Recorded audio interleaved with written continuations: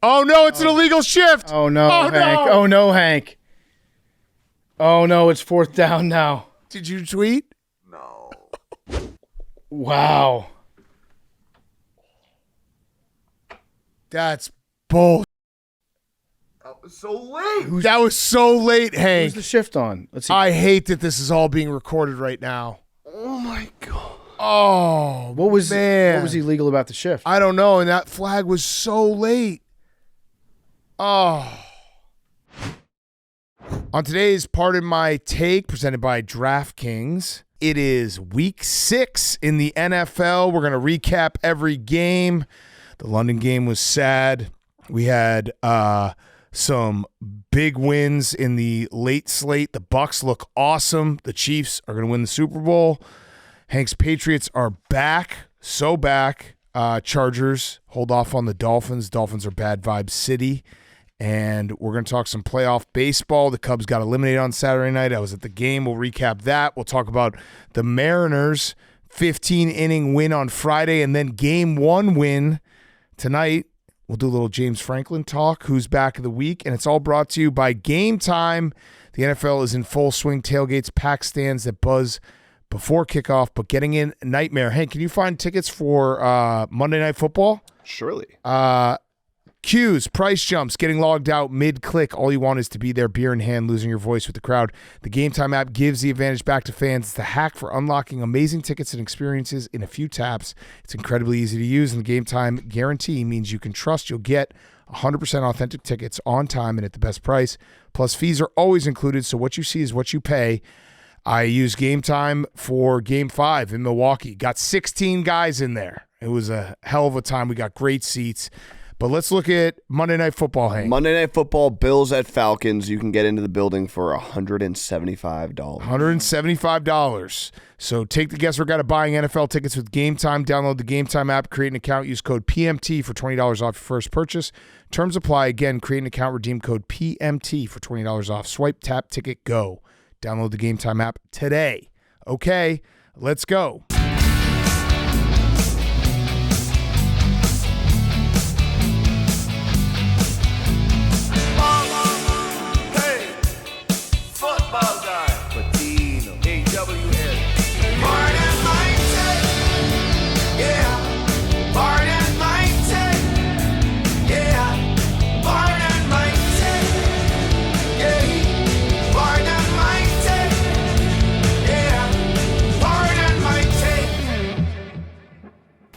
Welcome to Pardon My Take, presented by DraftKings. The crown is yours. Today is Monday, October 13th, week 6. What? Football. What? They're not gonna get a rumbling. We start in Carolina, where Brian shots everybody. And Heimer was trying to get America's team above 500 on the season in the wake of the Meow Mix retirement. Don't count the Carolina Panthers. Theirs dead because Hiko Daddle said, I'm him, running like he needed to use a gender-neutral bathroom, scoring twice and getting 239 from scrimmage. Bryce's Young did his best to outduel Iraq Prescott, who ironically was the one throwing bombs to George W. Bush Pickens, the only bright spot in the offense. Wait, Teach. I'm receiving news that Javonte Bryan Williams was also claiming that he was targeted as well. The Panthers moved to 2-0 post-Meow Mix after a walk-off field goal from Ryan Fitzgerald. Panthers 30, Cowboys 27.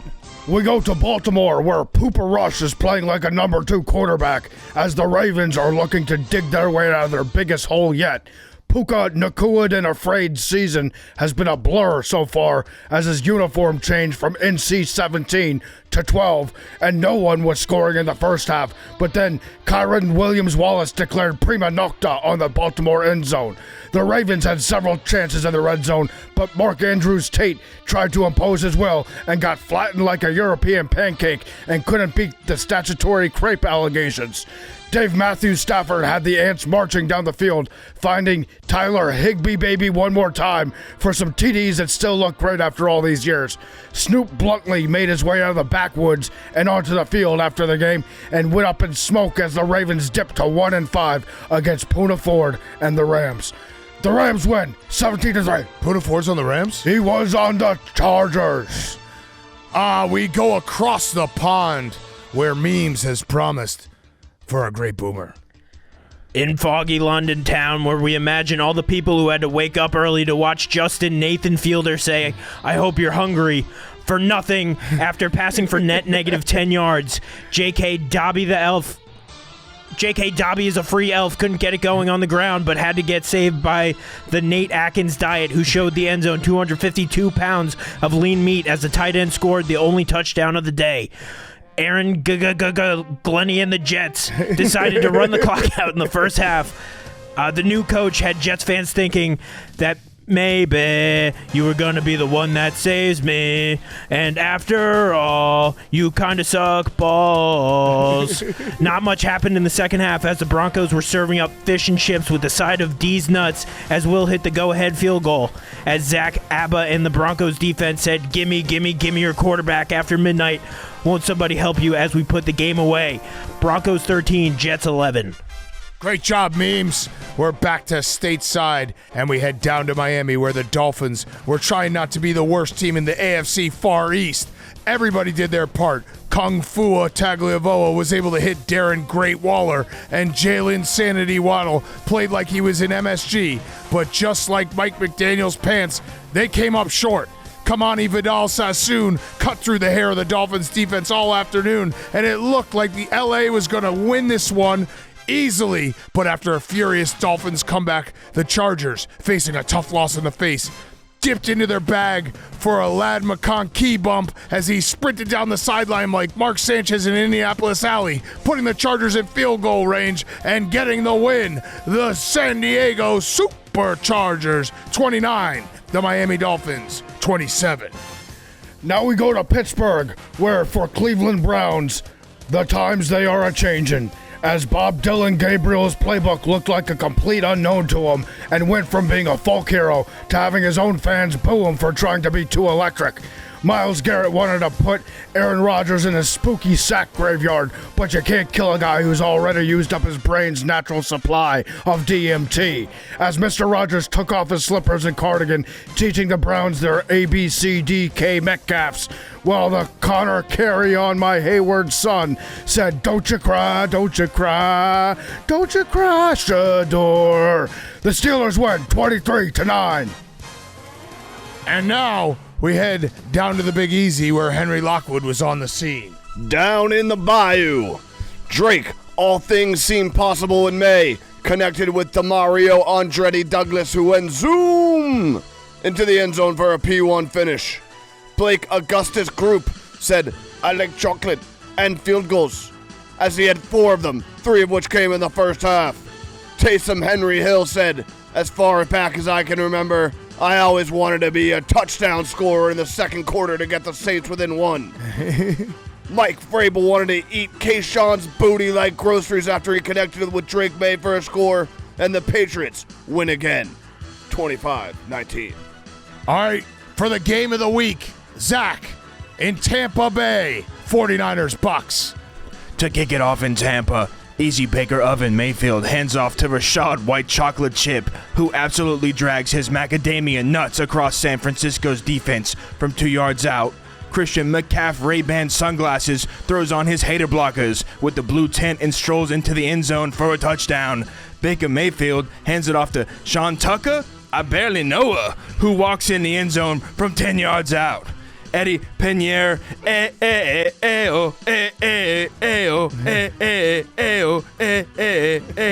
was left to his own devices.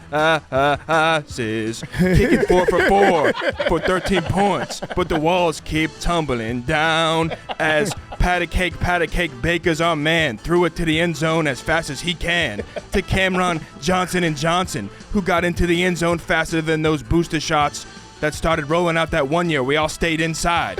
Tampa 30, San Francisco 19. Great job, Zach. It was great, Zach. Oh, and we have a very special guest to sing us off. You thought he might have died on Thursday night, but it's Max. Standing on the corner, Jameis Winston, Villanova, such a fine sight to see. It's Scatterboom, my lord, walks through the blue tent door, helping Dart to spell CTE. Philly's error. The goddamn birds are giving me flamencia. Hank screaming, we are. Eagles lose 34-17. And that was the fastest 2 minutes from week 6. That was a great one, boys. That was really good. It's great. I enjoyed your accent, Zach. Yeah. His accent was something else. Incredible. And it is brought to you by our friends at Chevy. Football season is here, and whether you're grinding through the week or gearing up for kickoff, there's one ride that's always game ready. Chevy Silverado. The Chevy Silverado is a longtime partner, a Pardon My Take, and our favorite truck, and it's all about grit. From job site to tailgate, Silverado lets you show up strong and tackle any task. Built for the hustle, ready for the game, Silverado is America's most dependable full-size truck. For J.D. Power 2025 award information, visit jdpower.com/awards. Head to Chevy.com to learn more and build your own Chevy Silverado. Okay, week 6 in the books. We're actually going to do this fully in order because we're recording a little bit early, so we're going to do Sunday Night Football at the end of all of the recaps. So we're going to go. Always wanted to treat ourselves to staying up late and watching a full Sunday Night Football. Yeah, and we usually do like a interspersed Sunday Night Football. This time we're gonna recap Sunday Night Football at the end of all the games. Sequential order is a long day of football because Roger Goodell keeps demanding that we start the day very early, and it started with a gross one. Broncos 13, Jets 11. Oh boy. Yeah. This is one of those ones we should apologize to England for. Yeah, you want the colonies back? I mean, memes. I don't know if you can even be hurt anymore, but if you could be hurt anymore, this game would have hurt you more. Is that fair to say? This game did hurt me more. Okay, so it did hurt you because you're still able to be hurt, and this one was atrocious. The Jets had 32 first half yards. They had negative 10 passing yards, net passing yards. They had 82 total yards on the game. They got their first down right before the 2-minute warning in the first half, which coincided with one of the weirdest did Aaron Glenn already quit his job moments where the Jets did a fake punt on a 4th and 1 at the end of the half to get a first down, and then with that first down at midfield did absolutely nothing. So watching this live, Kurt Warner was just like beyond furious about the whole thing. He was Rightfully just so. He just couldn't speak anymore. But that's his job is to tell us why he's so angry. But he was just so upset with football, with the quality of play, that he just wouldn't say anything. When I watched this, initially I was like, memes, I have no idea what the fuck Aaron Glenn is doing. Then I thought about it for a second. Tell me if I'm on the right track. It was at the 38. Sorry, I said midfield. It was their own 38, but still. Tell me if I'm on the right track here, memes. Aaron Glenn faked that punt and then ran the clock out because he trusts his defense so little that he doesn't want to give. He feels like it's worth it to go for an extra, 1 yard on a 4th down around midfield and then kill the clock at the end of the half because he thinks that if he gives the ball to the Broncos with like 40 seconds left, they're going to score a touchdown. Is that fair? That's correct. 'Cause Yeah. The previous 2 weeks, the Cowboys scored 2 touchdowns in under 2 minutes, and then Tyrod threw a pick 6 right before the end of the half in the Bucs game.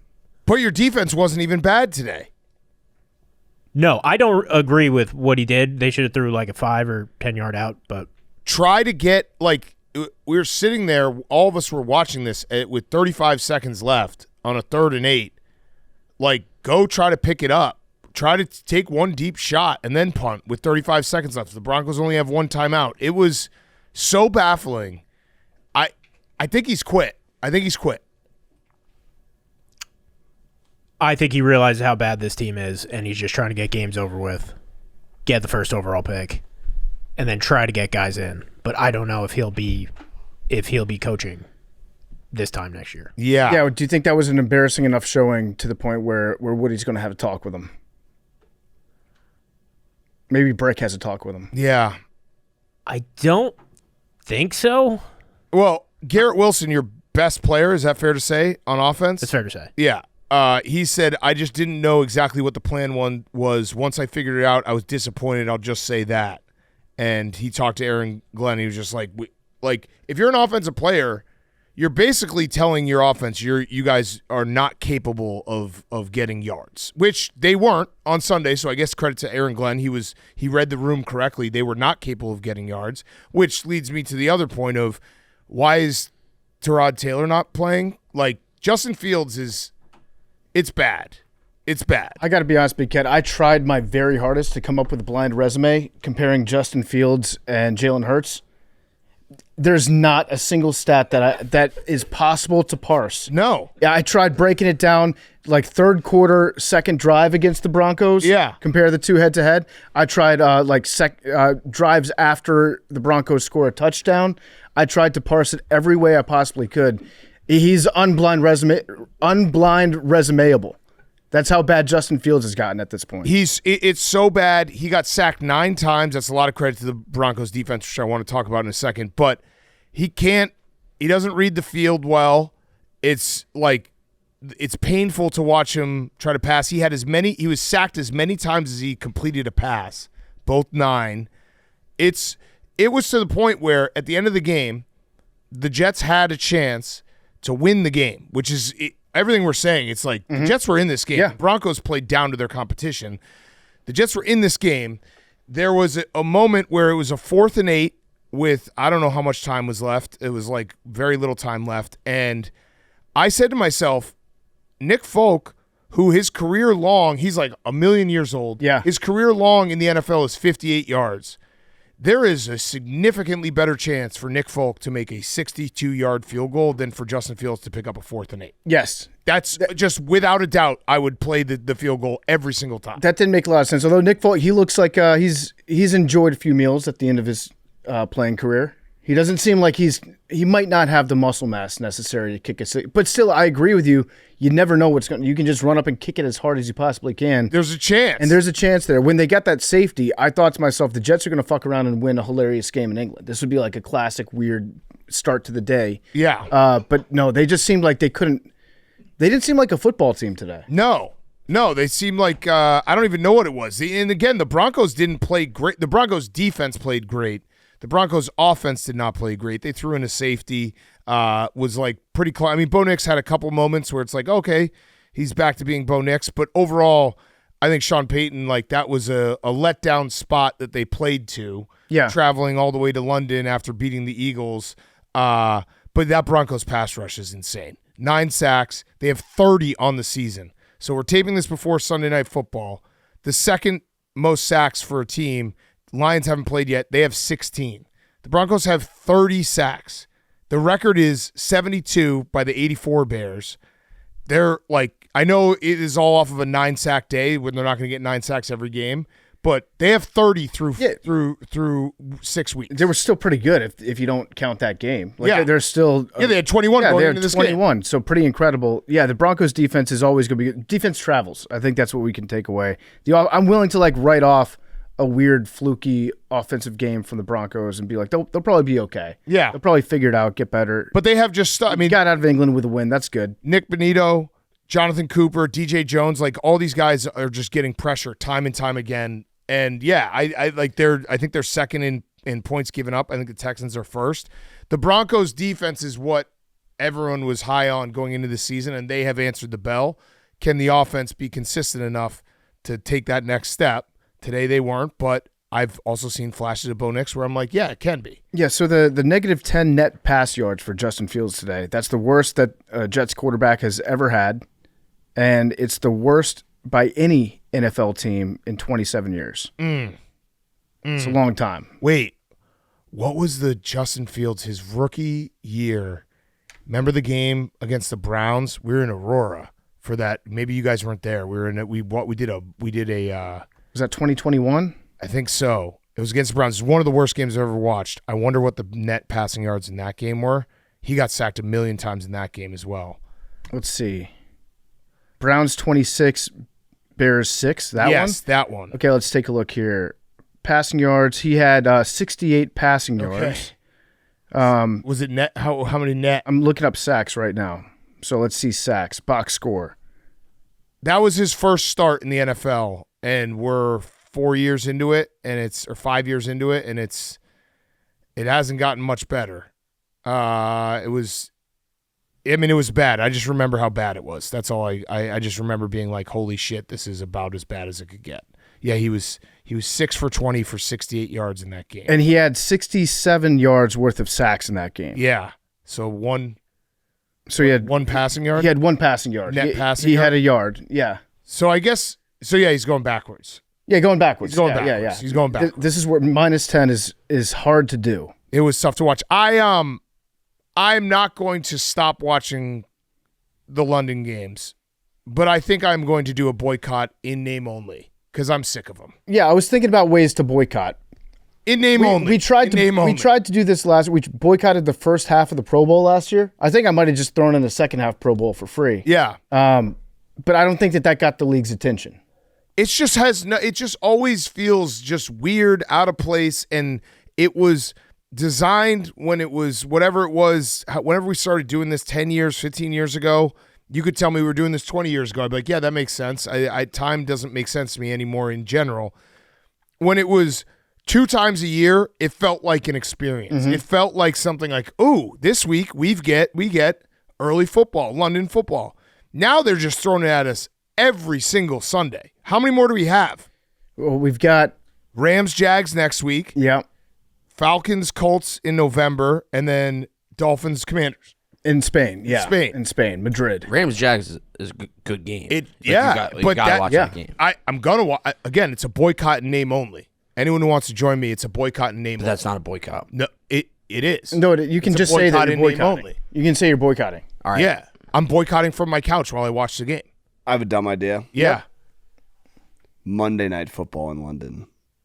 No, 8:30 a.m. on Monday. Stop it. I actually kind of like that. No, nobody could watch that. 8:30 a.m. The London Night Well, Football. no, we could. Yeah, we could, but like people can't watch that. You know, people can't watch that. No, but what about like a 4 o'clock, 4 p.m.? Okay, here's Something that people could watch at work, because you can watch anywhere now. It's not like, back in the day where it's like, I'm not in front of a TV. No, everyone can watch everywhere on your phone, on your work. Give us an afternoon work day.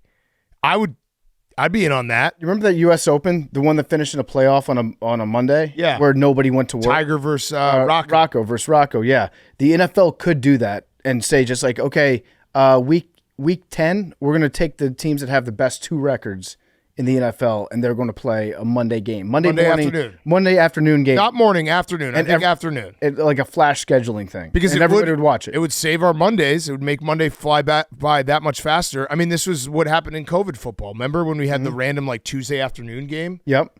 We could. What apps are these on? I know they care a lot about people watching on the apps. What do you mean? Well, I'm going to watch the game on the app, right? I'm going to watch the game if there's football being played. Yeah, I just watched it on YouTube TV. I'm going to tune in. I might delete whatever app as a form of protest. Delete whatever app the game's on right after the game's over for like the next week. I feel like London, they do like NFL Network a lot. Yeah, I know. I just watched it on YouTube TV. So maybe download the NFL Network app and then delete it. And then delete it. And then watch it on YouTube TV. And watch it on YouTube TV. I'm carrying forward with my boycott in name only. Again, I will watch them. I'm not going to like it, but I'm going to watch it, and I'm going to boycott in name only. What could we just boycott English things? That's fine. Is there like an English series on Netflix that everyone's watching that we can just boycott that instead? Yeah, I like that. You know what? Rest of the year, put a tariff on England. I'm not eating any blood sausage with like a whole tomato. Yeah. Guess what? Done. I'm out on spotted dick. No tea. No more. No tea. Okay. That feels good. We talked that through. What's spotted dick? Spotted dick? Spotted dick. It's a dessert. Yeah. No, it's not. Yeah, look it up. It's not Spotted actual dick. Don't Google. Don't No, Google it. Google spotted dick. Let's just Google dessert spotted dick. Don't just Yeah, there it is. Spotted dick. now Google just spotted dick. Just see it. Let's just do a quick. We X out. Get ready to X out. Oh, it's still he's on dessert. safe Do mode. images. You're on safe mode right now. Yeah, look at Spotted that. Dick, look at that. That looks terrible. I think it looks pretty good. Yeah, it actually kind of looks really good. Okay, if you were given, It's really fun. if you had to it looks eat, like a blueberry cake. if you had to put something named Spotted Dick in your mouth, you go 10 times out of 10 with that. Yeah. That's All the right. best spot. That's the best form of Spotted Dick. No sausage, no blood sausage, no full tomatoes. I'll always slice my tomatoes. And I'm not ever going to say tomatoes Yep. ever again. No spotted dick, no tea, and boycott in name only. Yep. The Office English version. Yeah, fuck that. Yep. Fuck that. Fuck that. I'm out. Yeah. Does Christian Bale have any movies coming out? Like soon? You know what? Because if he doesn't, I'm going to boycott any new Christian Bale movies for the rest of the year. Hank, do you want to boycott Oasis? I Mm. don't think they're playing any more shows that you're going to go to. Yeah, so I'm gonna listen. Yeah, but going to Oasis shows. Yes. Yeah. Yeah. Okay. We won't go to any more shows. I'm boycotting attending Oasis shows in the United States. We're showing 8 you, months, Roger. Mhm. The Broncos are the Broncos for real? Oh yeah, I think so. yeah they are. Frisky. I mean, their defense. Oh, they're just frisky. I love this. He's I so- love he's where so Hank's bad. brain is. He's so bad. I love it They're because it's just like frisky. No, you're thinking back to like the Broncos when they used to play against Tom Brady. No, I'm just thinking of the Broncos making a deep playoff run. This defense is really good, man. And like, look at the games. They should have won the game against the Colts. They could easily be a 5-1 team. They threw that game away. They lost by 3 to the Chargers. I know they haven't. I mean, the Eagles win was big because they haven't played like a ton of awesome teams other than that. Their schedule's not that difficult. Yeah, They have the Raiders twice coming up. They got the Giants, who are frisky. Cowboys. I don't know.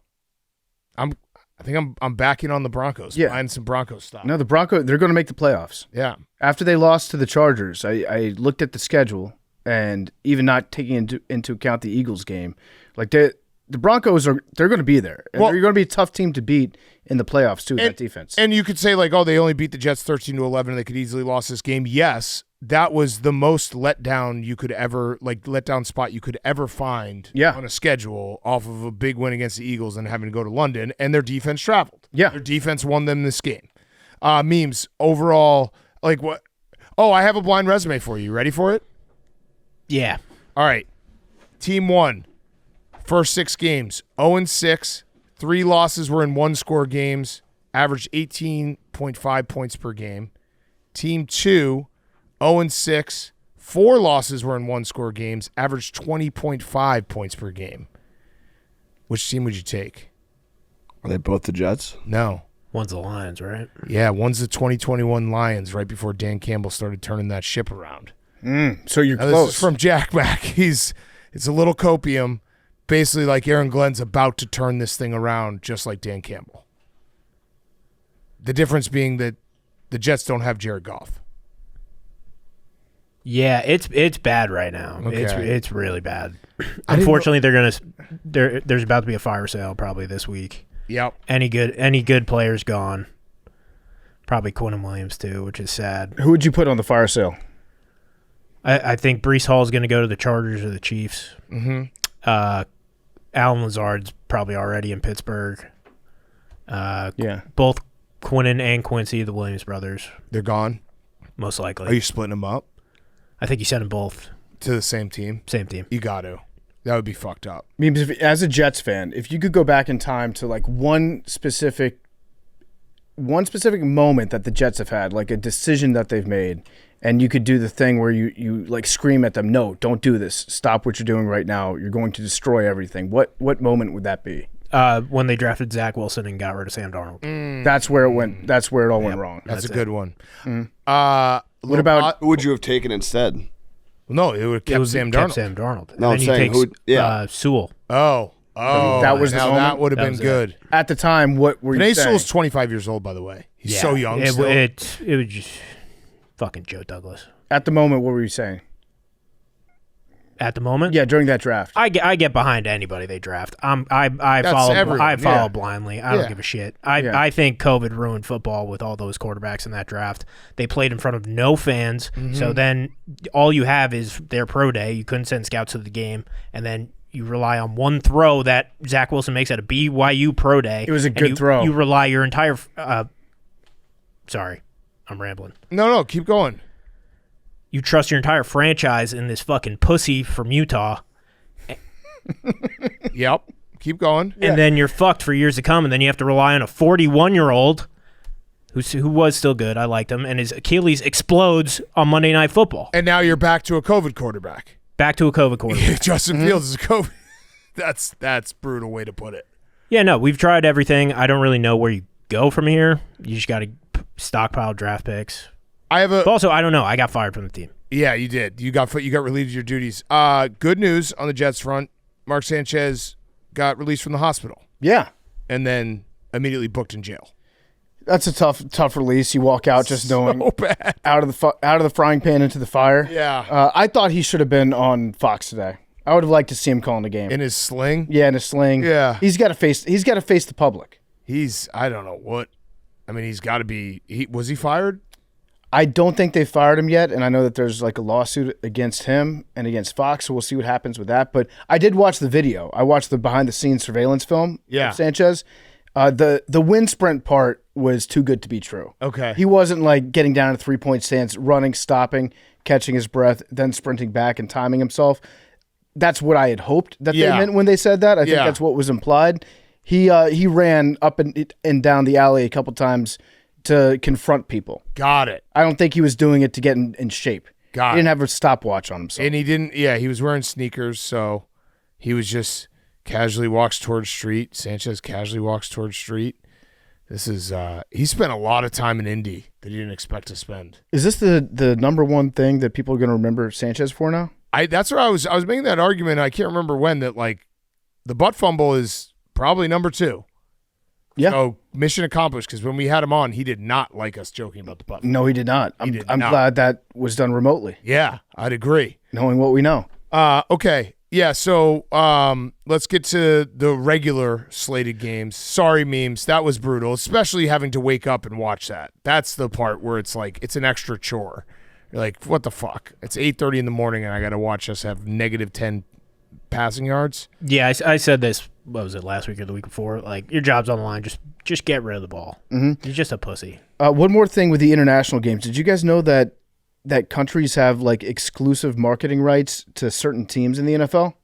No. So back in 2021, the NFL divided up the league and said, okay, like Argentina, you have Miami Dolphins. Oh. You're a Dolphins country. So this is like the sister cities thing that they'll just be like, oh, you'll like go into an airport and like, oh, okay, they're the sister city of what? Yeah. They just assign teams to different countries. Sometimes they make sense. Sometimes they don't. You know where the Bears are? Well, I think the Chicago sister city might be Warsaw. One of them. I think there's multiple sister cities. Looks Poland. Like the Bears. Yeah, The well, Bears that would be Poland, Warsaw. The Bears got Spain. Oh, okay. Nice. And let's see. Who else did we get?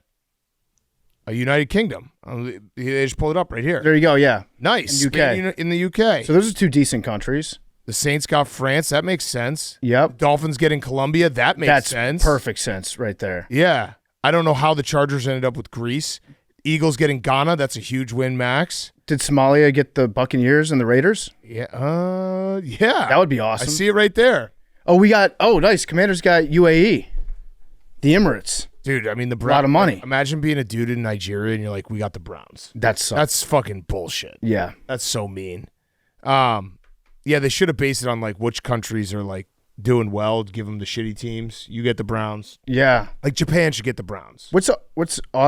Austria got the Lions, Colts, Chiefs, Patriots, Seahawks, Bucs. Austria is living large right now. Yeah, damn.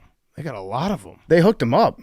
This is very funny. I don't like giving stuff to Austria. Like I would love to have sat in this meeting. Doesn't end like well. yeah, we're just gonna hand all these teams to different countries. It's not gonna work, but we're gonna do it. Oh, Switzerland. Yeah, Switzerland lucked out too. Yeah, Switzerland got it up. UAB. You're UAE. Yeah. UAB. I think they just fired Trent Dilfer. They did. Yeah. Who could have seen that coming? When he was looking at his phone, getting like hundo pieced by Tennessee. All right. Next game, Chargers 29, Dolphins 27. This was very close to the Chargers dropping 3 straight, right? Yeah, it would have been 3 straight. They would have been 3-3. They were 41 seconds away from that happening, and then Justin Herbert eluded a sack, made an incredible play, and Ladd McConkey made an even better play. And then afterwards, Jim Harbaugh said, that play will be burning in my mind until they throw dirt over top of me. Because that was the game winner where Ladd McConkey went for 42 yards down the sideline to set up the game-winning field goal.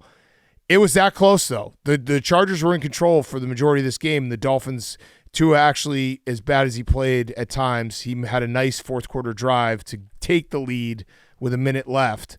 And the Chargers survive 4-2. They still have no offensive line, but 4-2 road win feels good, especially when Justin Herbert and Ladd McConkey do something special like that. Because Justin Herbert was sacked. He was basically had the guy all around him, was able to step through it, and Ladd McConkey put on like one of the best jukes to seal the game. He shrugged him off, and then Harbaugh, when he said like I'm going to remember that play for the rest of my life until I'm dead. He also, I liked this description that he had about Herbert. He said he's able to just mighty man it. Yeah, he just thinks that he's mighty man. He's that kind of is what it looked like. He turns into a Superman sometimes, and he's able to just get out of these crazy situations. This was a must win for the Chargers. Must win for the Chargers. It was a must win, and their running game showed up big time. The guy that was on the practice squad, Vidal. Yep. He had 100 yards. He had a nice game. But the good news for the Dolphins is they only gave up 140 yards rushing, which is much, much better than their standard 174 yards rushing. Okay. But it was still 5.6 yards per carry. That's what teams do against. They just run it down their face. So it didn't get any worse. The YPC didn't get any worse against the Dolphins. That poor teacher. To update the YPC. She's got to let the people know about that. Do you know, by the way, because we got to talk a lot about the Dolphins. Do you know that Justin Herbert actually? So this was he's now in second place for game-winning drives since 2020. Mahomes has 19. Justin Herbert has 18. Since 2020, game-winning drives. He's tied for second place. Can you guess who is tied for second place with Justin Herbert? With Justin, so Mahomes has 19. Games? Justin Herbert has 18. This is game-winning drives since 2020. Matthew Stafford. No. Good guess, but no. Tom Brady. No. Kirk Cousins. No way. Yeah. Good for Kirk. Cousins has 18 game-winning drives since 2020. That should be weighted on a special curve for the Chargers. Yeah. Because the Chargers, they're so used to giving away heartbreaking games at the very end. Yep. The fact that he's in second place, like they should count double. Yeah. That's like having 36 game-winning drives. For the Dolphins, I was preaching before the season. It wasn't like a hot take, although I had a little pushback. I said they were going to be my bad vibes team of the year. That has been so true. We had after Tua threw his third and final pick, the stadium played Wanksta to troll him. So he's getting trolled by his own PA guys, his own PA guy. Then he went to the post game and he said that we have guys showing up late to players only meetings. Yeah, some guys not showing up at all to not players showing only up meetings. at all. And then he said it starts with leadership. Yeah. Do you think that Tua is a leader? I don't know. Was that his way of being like it starts with me? But he didn't. He went third person on leadership. I think maybe he's talking about Mike McDaniel. Now, I said this on Friday, and it's even more true because I did some advanced statistical analysis on this. Coaches that don't wear proper pants, capris, are now 1-11 this season. I actually don't know if McVay's been wearing regular pants or not, but Mike McDaniel and Aaron Glenn continue to wear pants that do not go past their shins. Mm-hmm. Can you pull up the picture? Mike McDaniel standing at the press conference like, dude, you're 1-5. Your quarterback is saying that we need leadership.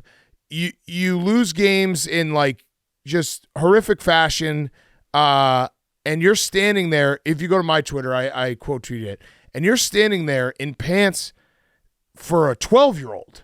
I know this is a meatball take, but I firmly believe that you cannot lose. You cannot be 1-5 and be wearing pants like Mike McDaniel's pants every single press conference. Look at these. Yeah, that's ridiculous. Those are absurd. And what you have to do is you have to change if you're Mike McDaniel. If you lose, you can't go to the podium in those. You can't wear those on the sideline. Wear regular pants until you win a game. You can't let people see that if you lose and you're dressed like, Cam Newton when he lost a game, change into something different, something more understated. If you're showing off the legs like that after a loss, it makes you so much sadder. It's just, again, meatball take, but I firmly believe it. You can win football games and then wear those pants. You can't be 1-5 and continue to come out in those pants. Yeah, Aaron Glenn as well. Do you agree, Memes? You got to put on regular pants. Yeah, you should wear a suit. That would be cool. Memes only wears these pants. Do you, Memes? It's comfortable. But you wear socks up to those, usually. No. I pull them up. No. Why is that? I'm a loser, though. Maybe you need to start. Maybe the leadership starts with you. Why is that more comfortable? Have you tried it? I've tried it. I look like shit. I look like shit in everything. Yeah, I don't think I've tried capris.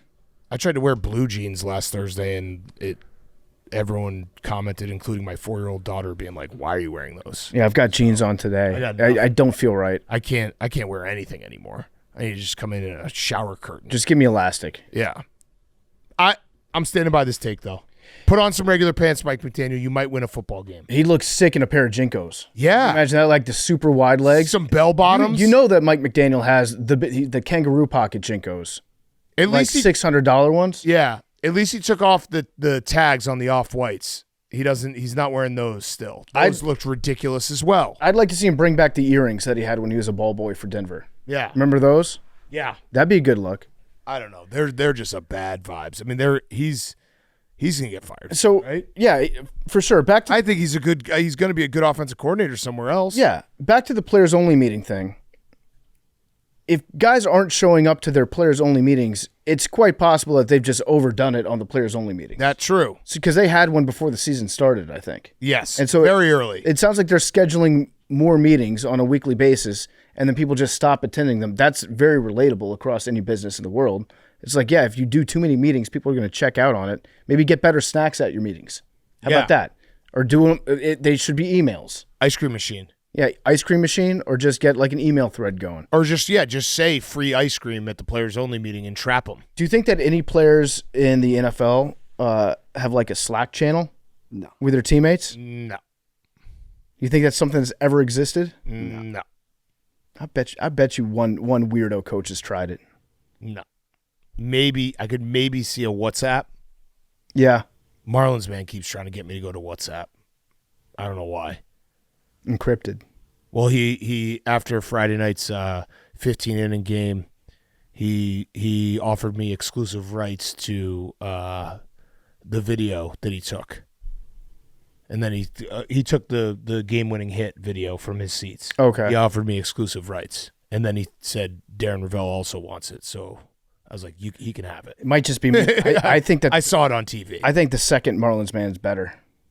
Have you seen the other one? The Asian one? Yeah, Yeah. I think he's better. I think he's better Marlins man. Do you think the Asian Marlins man is doing it to steal his style, or do you think Marlins man hired him so that everyone just remembers to talk about Marlins man? Although that's not what he's doing it for. He's not doing this for people to talk about him. He's doing it because he loves the game. I think the other guy had the idea completely independently of Marlins man. But would you be shocked if I told you our Marlins man was like, I can't make it to every game. I need a representation at every game?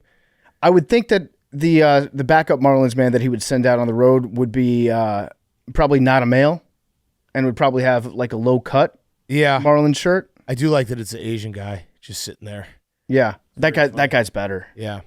So he has been with him. So yeah, maybe he did hire him. Is that He's the been same? spotted with him. Now is that the same guy? Yeah, on the left.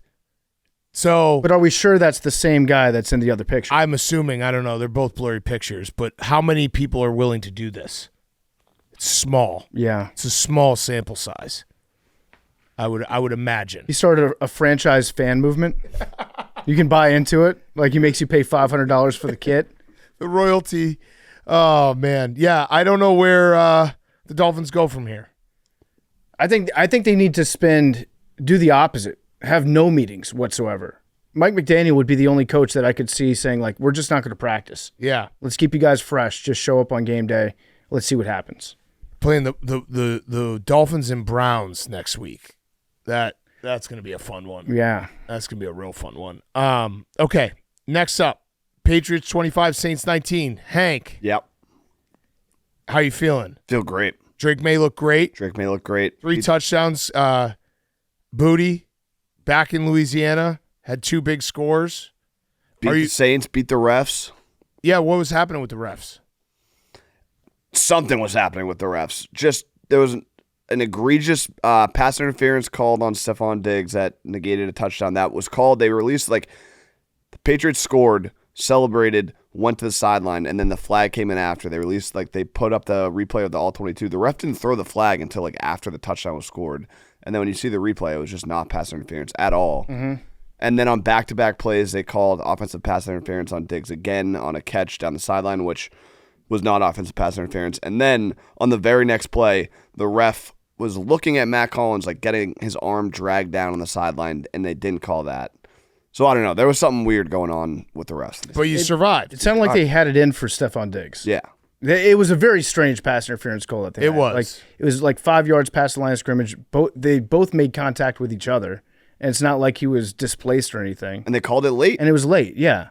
So, yeah, you guys did overcome a lot today. Clearly the better team. I thought that Spencer Rattler didn't look that bad, though. No, yeah, they were moving the ball. Yeah. Are you a little nervous that Drake May dipped below 70% completion percentage today? No. Okay, he was at 69.8. It's all right. Yeah.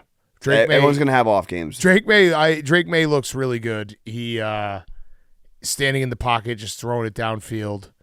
There was that one play, I think it was negated from a penalty where he threw an absolute dime and someone was holding onto his jersey. I love when that happens. Yeah. The elastic of the jersey. It's stretched out so far. It's very funny. Drake May joins Patrick Mahomes, Dak Prescott, and Dan Marino as the only QBs aged 23 or younger with 200-plus pass yards and 100-plus passer rating in 5 consecutive games. It's exciting. It's exciting times. He also, the Patriots have tied their win total from the last 2 seasons. Yep. Through 6 weeks. And our schedule is just, it's so fun to look at. Yes, it is. It's wide open for you guys. It's crazy. Schedule, I think I saw a graphic. There's one team out of the bottom 10 in the NFL that we're not playing. Yeah, no, if you guys, if the Patriots split the Falcons and Bucs, there's a very good chance that they're 9-3.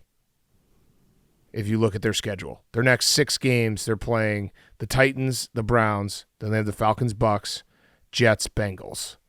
That's that. If you win one of the Falcons, Bucs, 9-3 feels very doable. There's a very good chance that the Patriots win 11 games this year, maybe 12. It's definitely possible.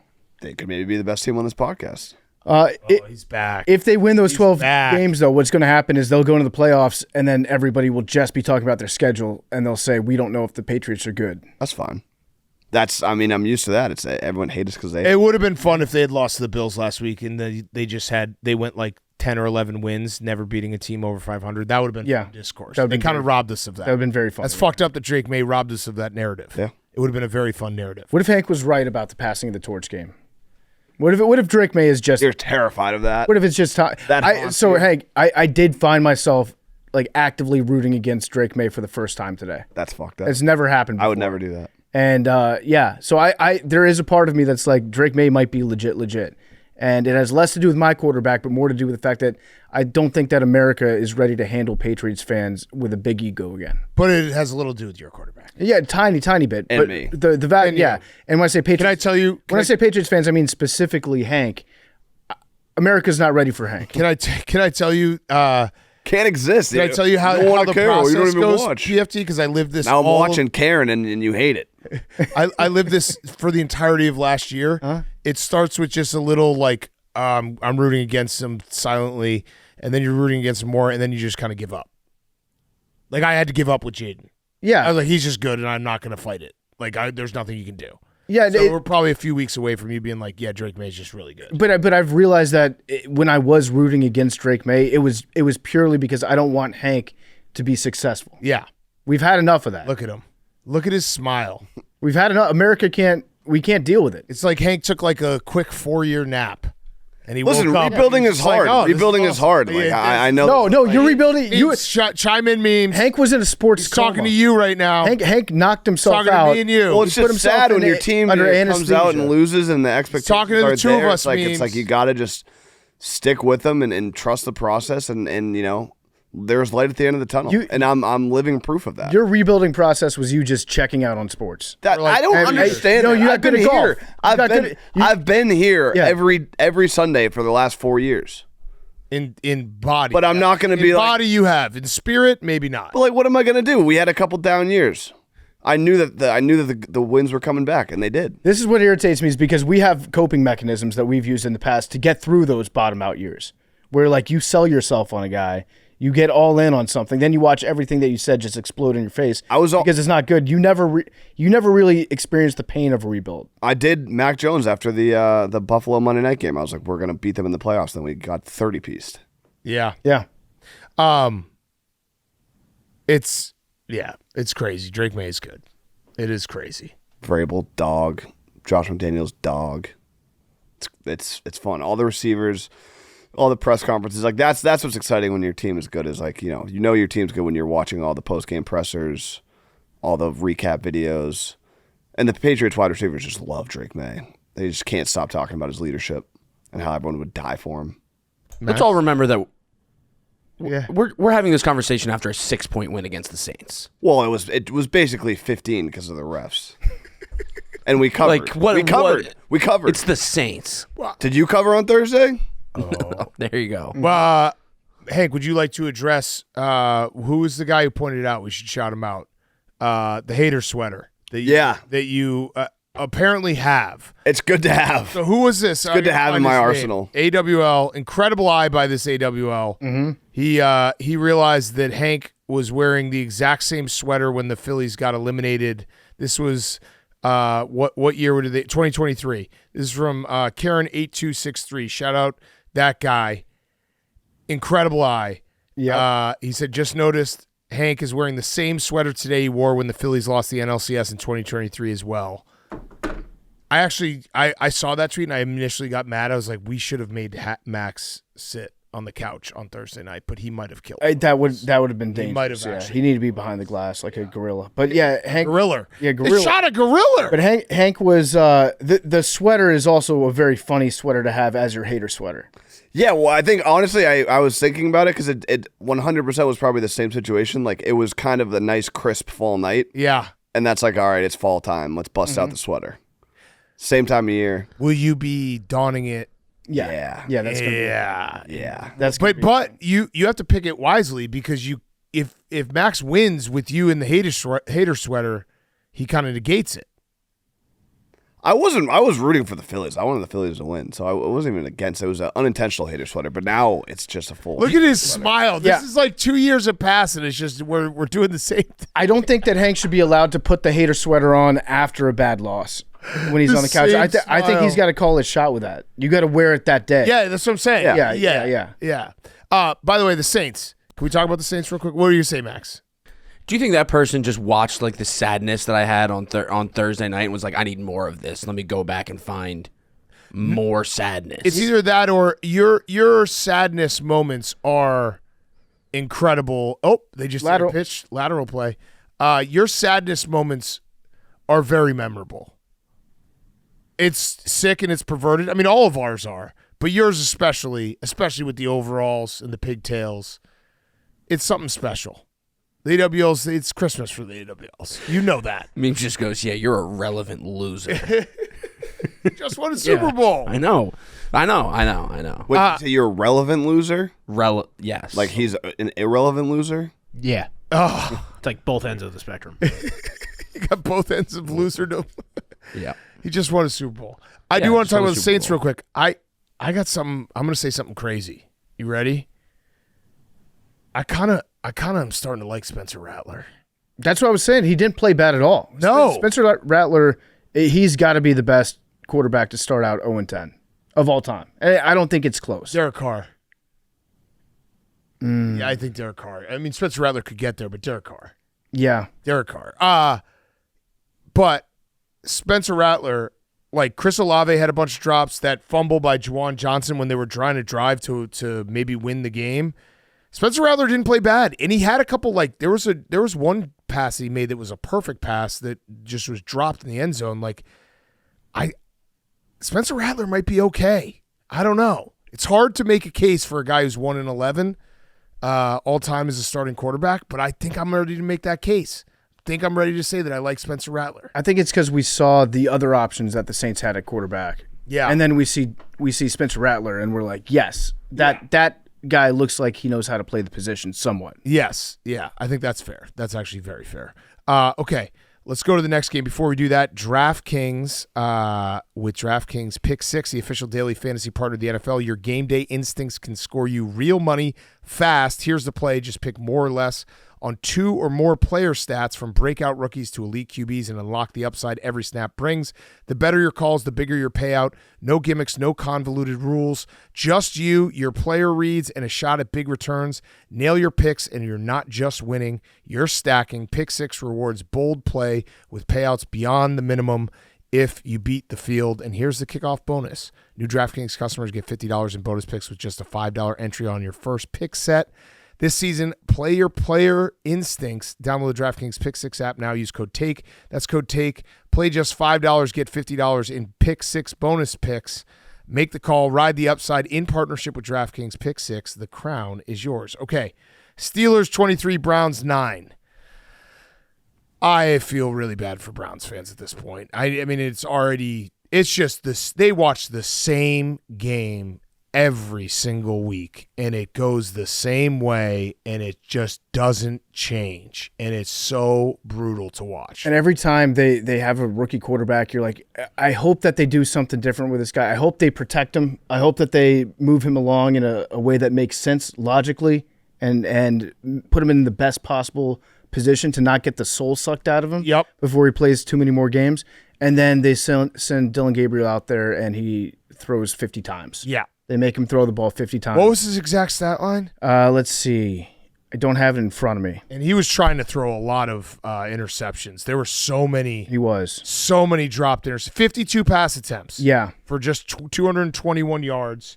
It was, so I looked it up in terms of what happens with the Browns in every single, that was bad. It was bad for the over, Hank. Fuck was that? What was that? Just threw it away on 4th down. Oh, no, it was a timeout. Oh. Okay, there you go. All right, here's the Browns games this year. You ready for this? First half, down by 4, lost by 1. This week 1. Week 2, down by 7, lost by 24. Week 3, their 1 win. They were down by 3, they won by 3. Week 4, they were down 6, lost by 24. Week 5, they were up 3, they lost by 4.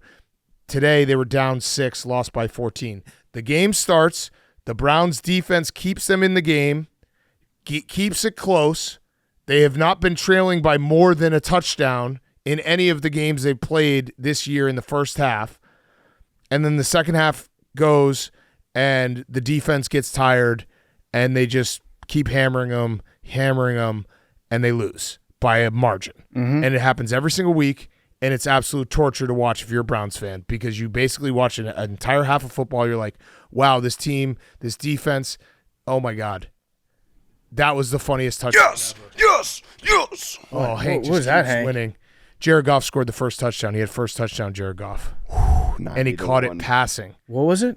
90-1. 90-1? You motherfucker. Yeah, God damn it. We're in for a long fall. Oh, my God. This is going to be such a long He just can't stop winning.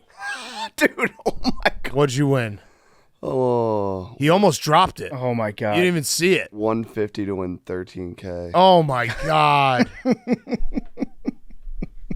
Anyone who hates anyone on this podcast except Hank, it's in the wrong direction. Yeah, come on. Hey, yeah. That's crazy. Good for you, Hank. I'm happy for you. Thank you. No, you're not, but thank you. No, I what do I care? I didn't have it. Who's in the Hungry Dog this week? Hungry Dog lost with the I don't bet first touchdown scores. I just don't. I can't. I did say it when we were Yeah, no, you before. did. No, I'm not mad at you at all. Like that's an unbelievable hit. The way it happened too, the timeout and then that pass play. It sucks it's one more touchdown taken away from the Lions, Amon-Ra St. Brown, the AWLs that we keep fighting for. But Hank keeps I bet winning. that too, and the over. Hank keeps winning. So Points that's bonanza. good. I bet the alternate That's over. good. Points bonanza. AWLs, you'll just have to win. I do every Prime Night football game. Both quarterbacks first touchdown. Oh, there's a flag. Stop. Oh, no. There is. Stop. This would be so funny. Oh, no, it's an illegal shift. Oh, no, Hank. No. Oh, no, Hank. Oh, no, it's 4th down now. Did you tweet? Wow. That's bullshit.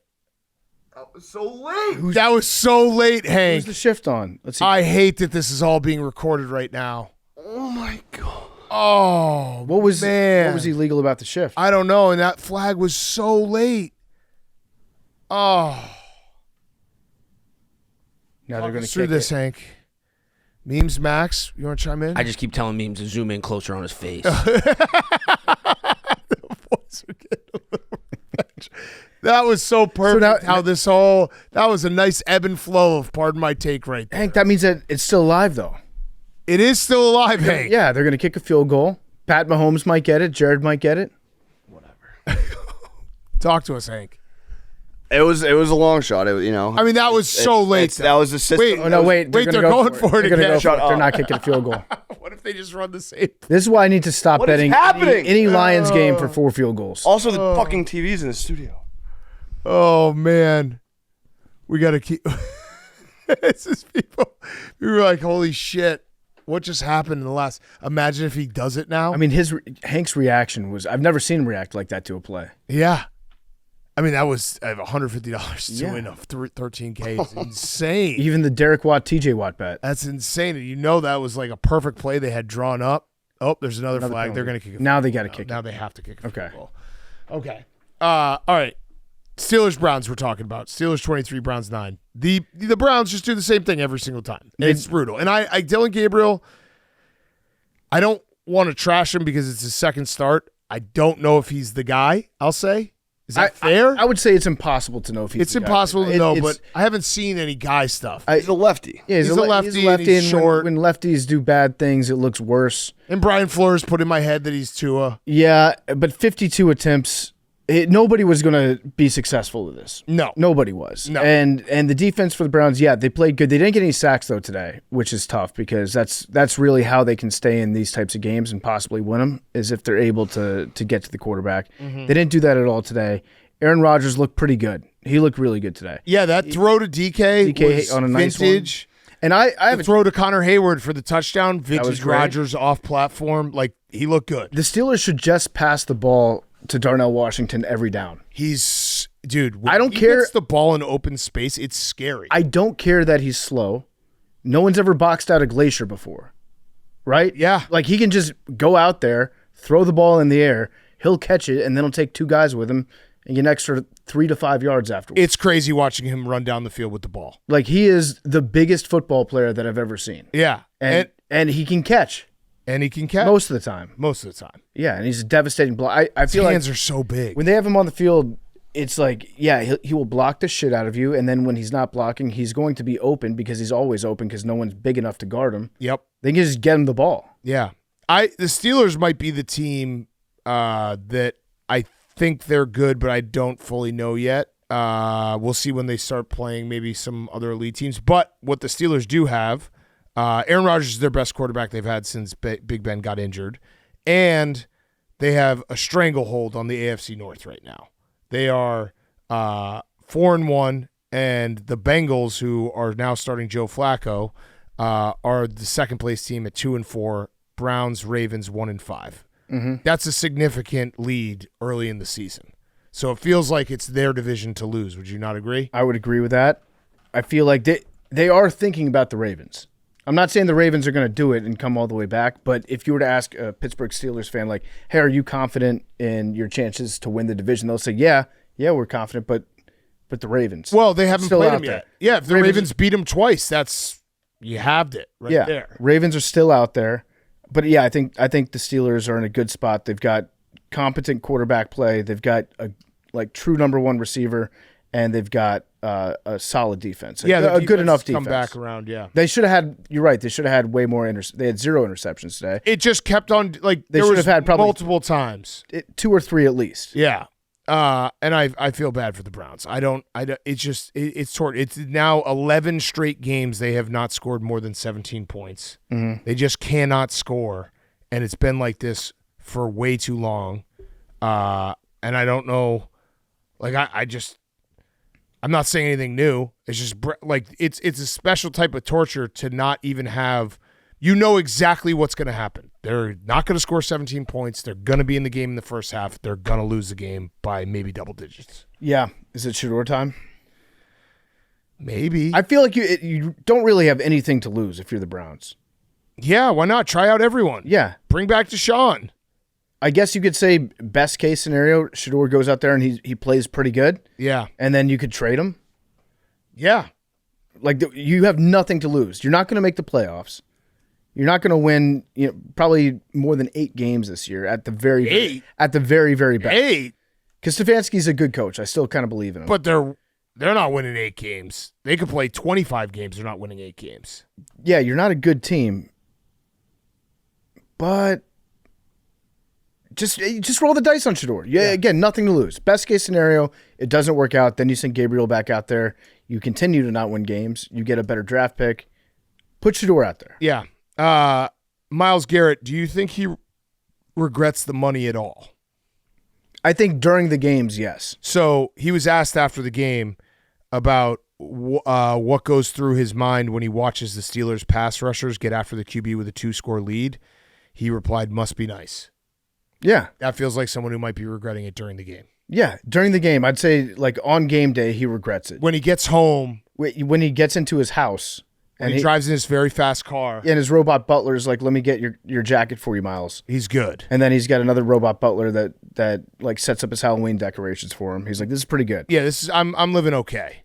But yeah, so I have nothing else on the Browns. And the Steelers, Aaron Rodgers, like he's showing that he might have some vintage Aaron Rodgers left in him. And with that defense, it could be.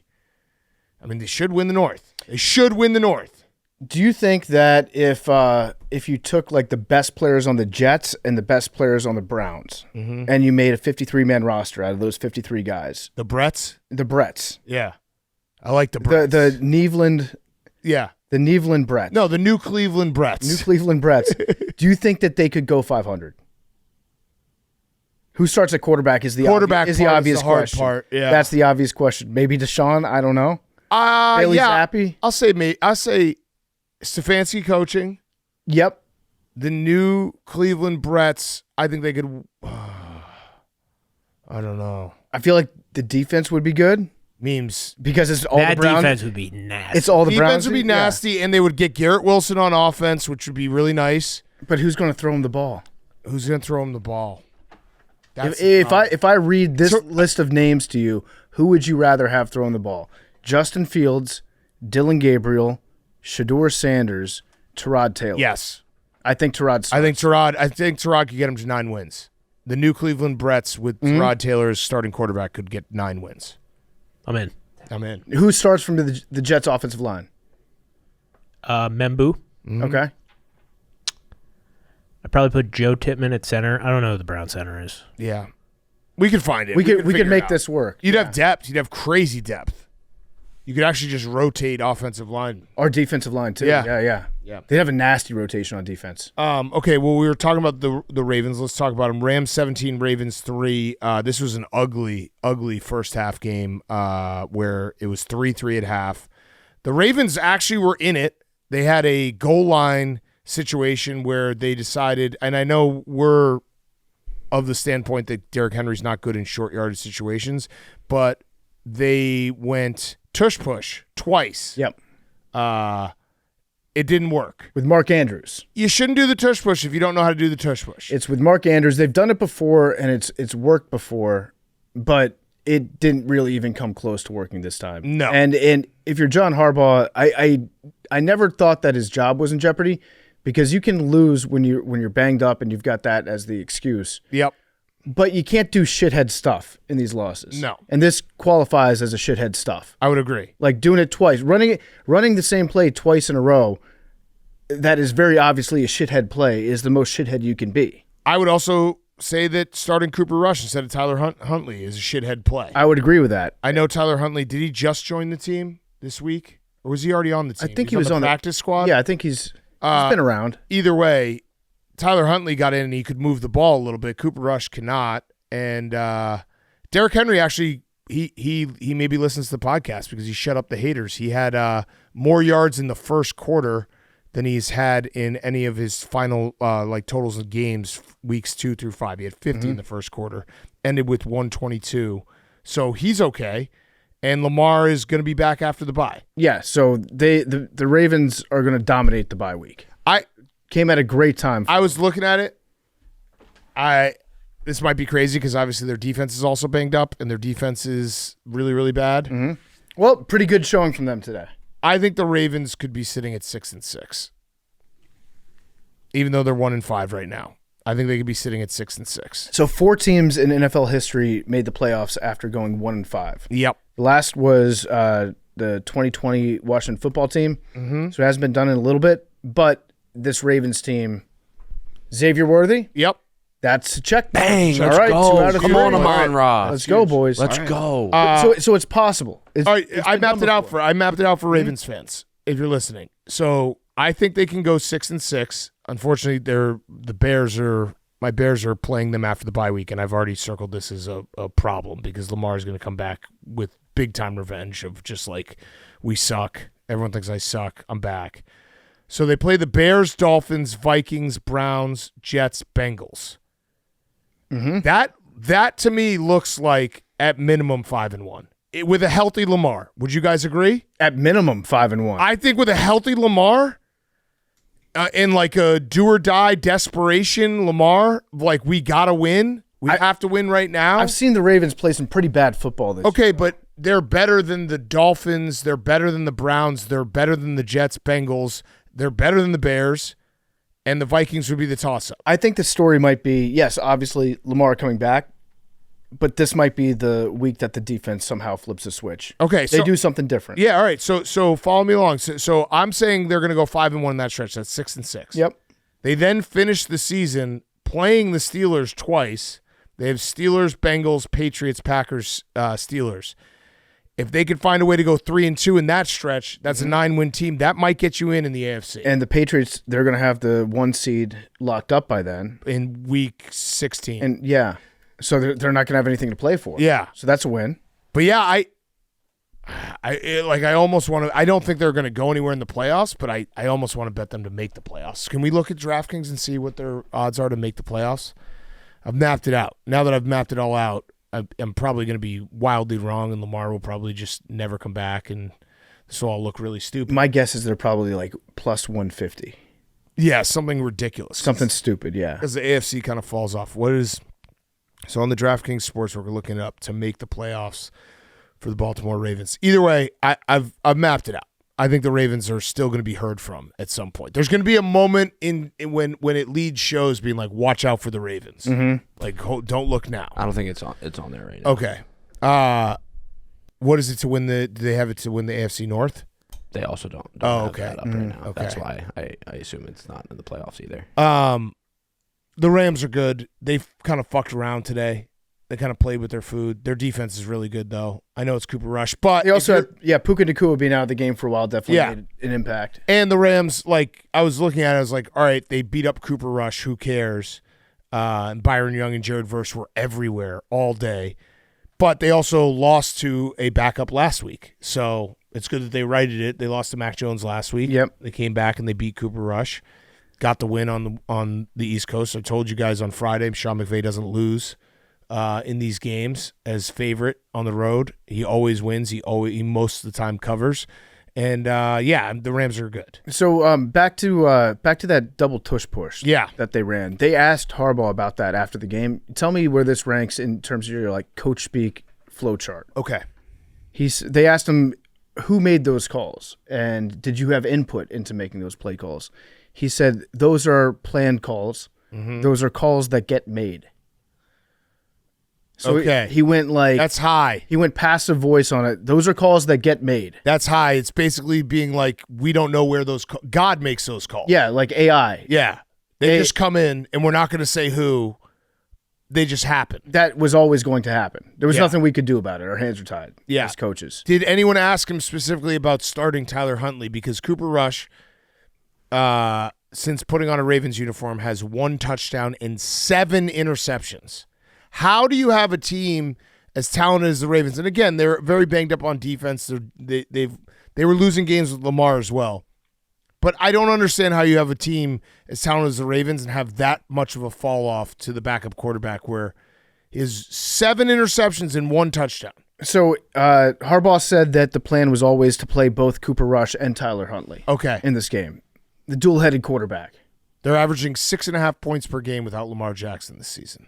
Mm-hmm. That's not good. No, they've been terrible. Yeah, they've been really bad. But credit to their defense for not playing as poorly as they have. Yeah. Like that, I feel like going into this bye week, they can get a little bit healthy.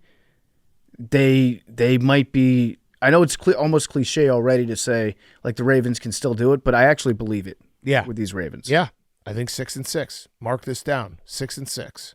All right. Well, so I know going into this week, the Ravens were still the favorites to win the division. They can't be anymore. They can't be. Yeah, they absolutely cannot be. Although again, they played the Steelers twice. Yeah, and they still have the Browns one more time, and the Bengals. The Bengals is what makes it all. The Bengals having no Joe Burrow is what makes it all like attainable. Yeah, you know what I mean. You get free. Yeah, pass go, collect $200. Right when you play them. Right. Okay. Seahawks 20, Jaguars 12. A rare moment of for me where I feel like I knew ball, and I was like, I think we're too high on the Jaguars, and the Seahawks came in and took care of business. It was also one of those games we've been talking about the Jaguars. They are a good team, maybe a little too high because they just had the biggest regular season win in franchise history, possibly on Monday night against the Chiefs. Mm-hmm. And the turnover regression, they did not turn the ball over. They did not get a takeaway in this game. After having so many in the first 5 weeks, Sam Darnold played well. Seahawks defense was awesome. They were blitzing the fuck out of Trevor Lawrence.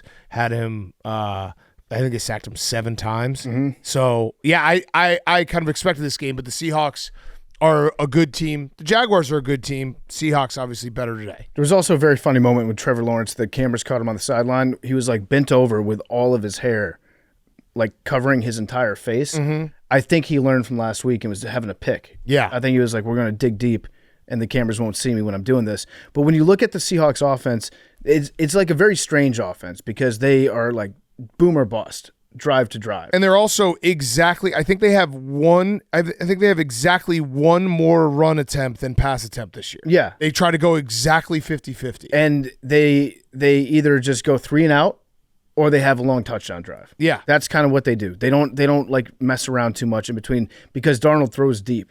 If you watch this offense, like they're always throwing it deep to JSN. I think like 40% of the targets on the entire team to JSN. And then Darnold leads the league in yards per attempt too. Yep. So he's just they're kind of a fun offense. If you time their drives right, if you're like watching multiple games at a time and you catch them at the start of a good drive, you would think that they're the most fun offense in the NFL. If you catch them at the start of a bad drive where they give the ball to Charbonnet twice and he gets like 2 yards per carry and then they end up throwing incomplete and punting, then you're like, this team sucks. Yeah, it really is like back and forth with them. They had that long touchdown to JSN, and they also, I think, were like 1 for 12 on third downs today. Yeah. Yeah, they go 3 and out a lot. Yeah. JSN, by the way, he needs to be where is he? Top 5 right now? I mean, he's insane. The year he's having, he's 696 yards through 6 games. Mm-hmm. Every single week, he's just dominating. He's got four games over 100 yards. It's in the end, like one of the other ones was 96 yards and a touchdown. Mm-hmm. He's so good. Well, then the other one was when he had 79 yards. Remember that was his worst game. His worst game was 4 catches, 79 yards. Yeah, and that was the Arizona game. A tough time to have it. Yeah, yeah. But yeah, he's awesome. You've said it, PFT, and I looked into it. The Seahawks at home just aren't good anymore. Did you know that Mike McDonald, since he's become the Seahawks head coach, he is 10-1 on the road. I did not know that. He's 4-8 at home. He's 10-1 on the road. That's crazy. They got to figure out, like, they need to have him staying at a weird hotel or something when they're home. Yeah. Do something to make him think he's playing a road game. Because 10-1 at home and 10-1 on the road and 4-8 at home for the Seattle Seahawks is insane. They gotta have team buses that pick everybody up, like go to their houses. Yeah, like it's a school bus stop. Get on the bus, drive to the game together. Yeah, stay in a motel. I don't know. Make them stay in the change the locker rooms. Make them stay in the visiting locker room in Seattle. Yeah, something. What's going on with that? It's very weird. I was shocked when I saw that stat. Did they stop pumping in crowd noise? Maybe. That might be it. Yeah, maybe they're too focused on the Mariners. Yep.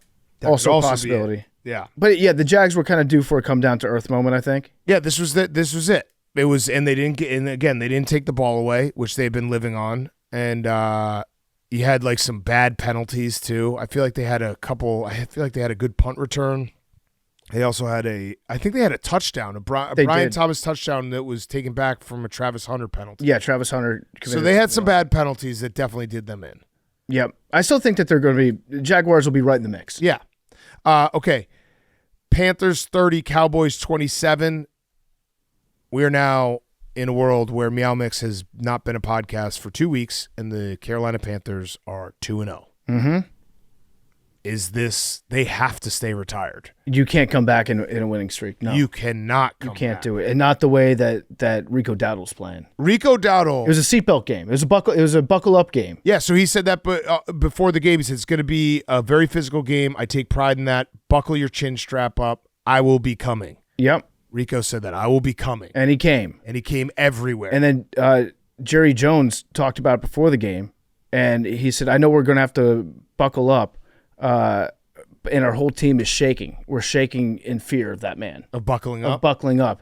But he said it like to make fun of him. Like, we're so scared of Rico Dowdle. Yeah. Rico Dowdle went out there, and he had 239 total yards, franchise record. Yep. Christian McCaffrey had 237 yards twice, but Dowdle beat it by 2, and it's also the highest 2-game total in franchise history. Yeah. Rico Dowdle is on fire right now. I think I saw it was like the record for yards from scrimmage for the Panthers are Rico Dowdle 1, Christian McCaffrey 2, Christian McCaffrey 3, Rico Dowdle 4. Yeah. It also first undrafted player since 1970 with back-to-back 200-plus yards from scrimmage, and he also has the most yards from scrimmage against a former team in history. That's very cool. That's awesome. That's very good. He backed it up. He talked his shit. He backed it up. After the game, he said they wasn't buckled up. They weren't buckled. They were not buckled They up. were not ready for Rico Dowdle. No. Yeah. Panthers are undefeated at home. Speaking of teams that are good and bad at home, the Panthers just took the Seahawks magic. Yeah, they did. Because they look completely different at home. Yeah. And the Panthers' run defense was awesome. They completely shut down Javonte Williams. George Pickens has made himself a lot of money in CeeDee Lamb's absence. He had 9 catches for 168 yards and a touchdown. I love when we talk a lot about George Pickens, but when he has the ball running down the sideline and he knows he's about to get tackled and he almost belly flops on a defender. Yeah. He's like, I'm just going to get airborne. Well, he jumped the guy, Yeah. and then that's very dangerous when Pickens does that early in a game because you know he's going to try to do it again. Yeah. And then he tried to do it again and got pretty much hit in the nutsack and was Yep. like, okay, I shouldn't do that anymore. But yeah, he switches hands with the ball so often when he's running. It's like every other step. It's like he's dribbling. Yeah. He's like, I don't want to travel. And then he'll like palm it out, hold it to the side, like almost taunt a defender to go for the ball. And then that makes the defender miss him because they're going for the ball. He's a fucking psychopath out there, and I love watching him play. If I were George Pickens, I would think about going back to the Cowboys. Yeah. Because like him and Dak have a good thing going on, and the Cowboys offense is great. Obviously, the exception being the rushing game this week, but like the Cowboys offense is very, very good. Well, that was where I was going with this game. You can't blame Dak and the offense when their defense is such ass, and it is ass. Yeah. Rico Dowdle just ran right through them every Yeah. single time he looked up. They were just getting chunk gains right in the Cowboys' face. But this was a very winnable game for the Cowboys. They had it inside the 10-yard line, had to settle for a field goal. Mm-hmm.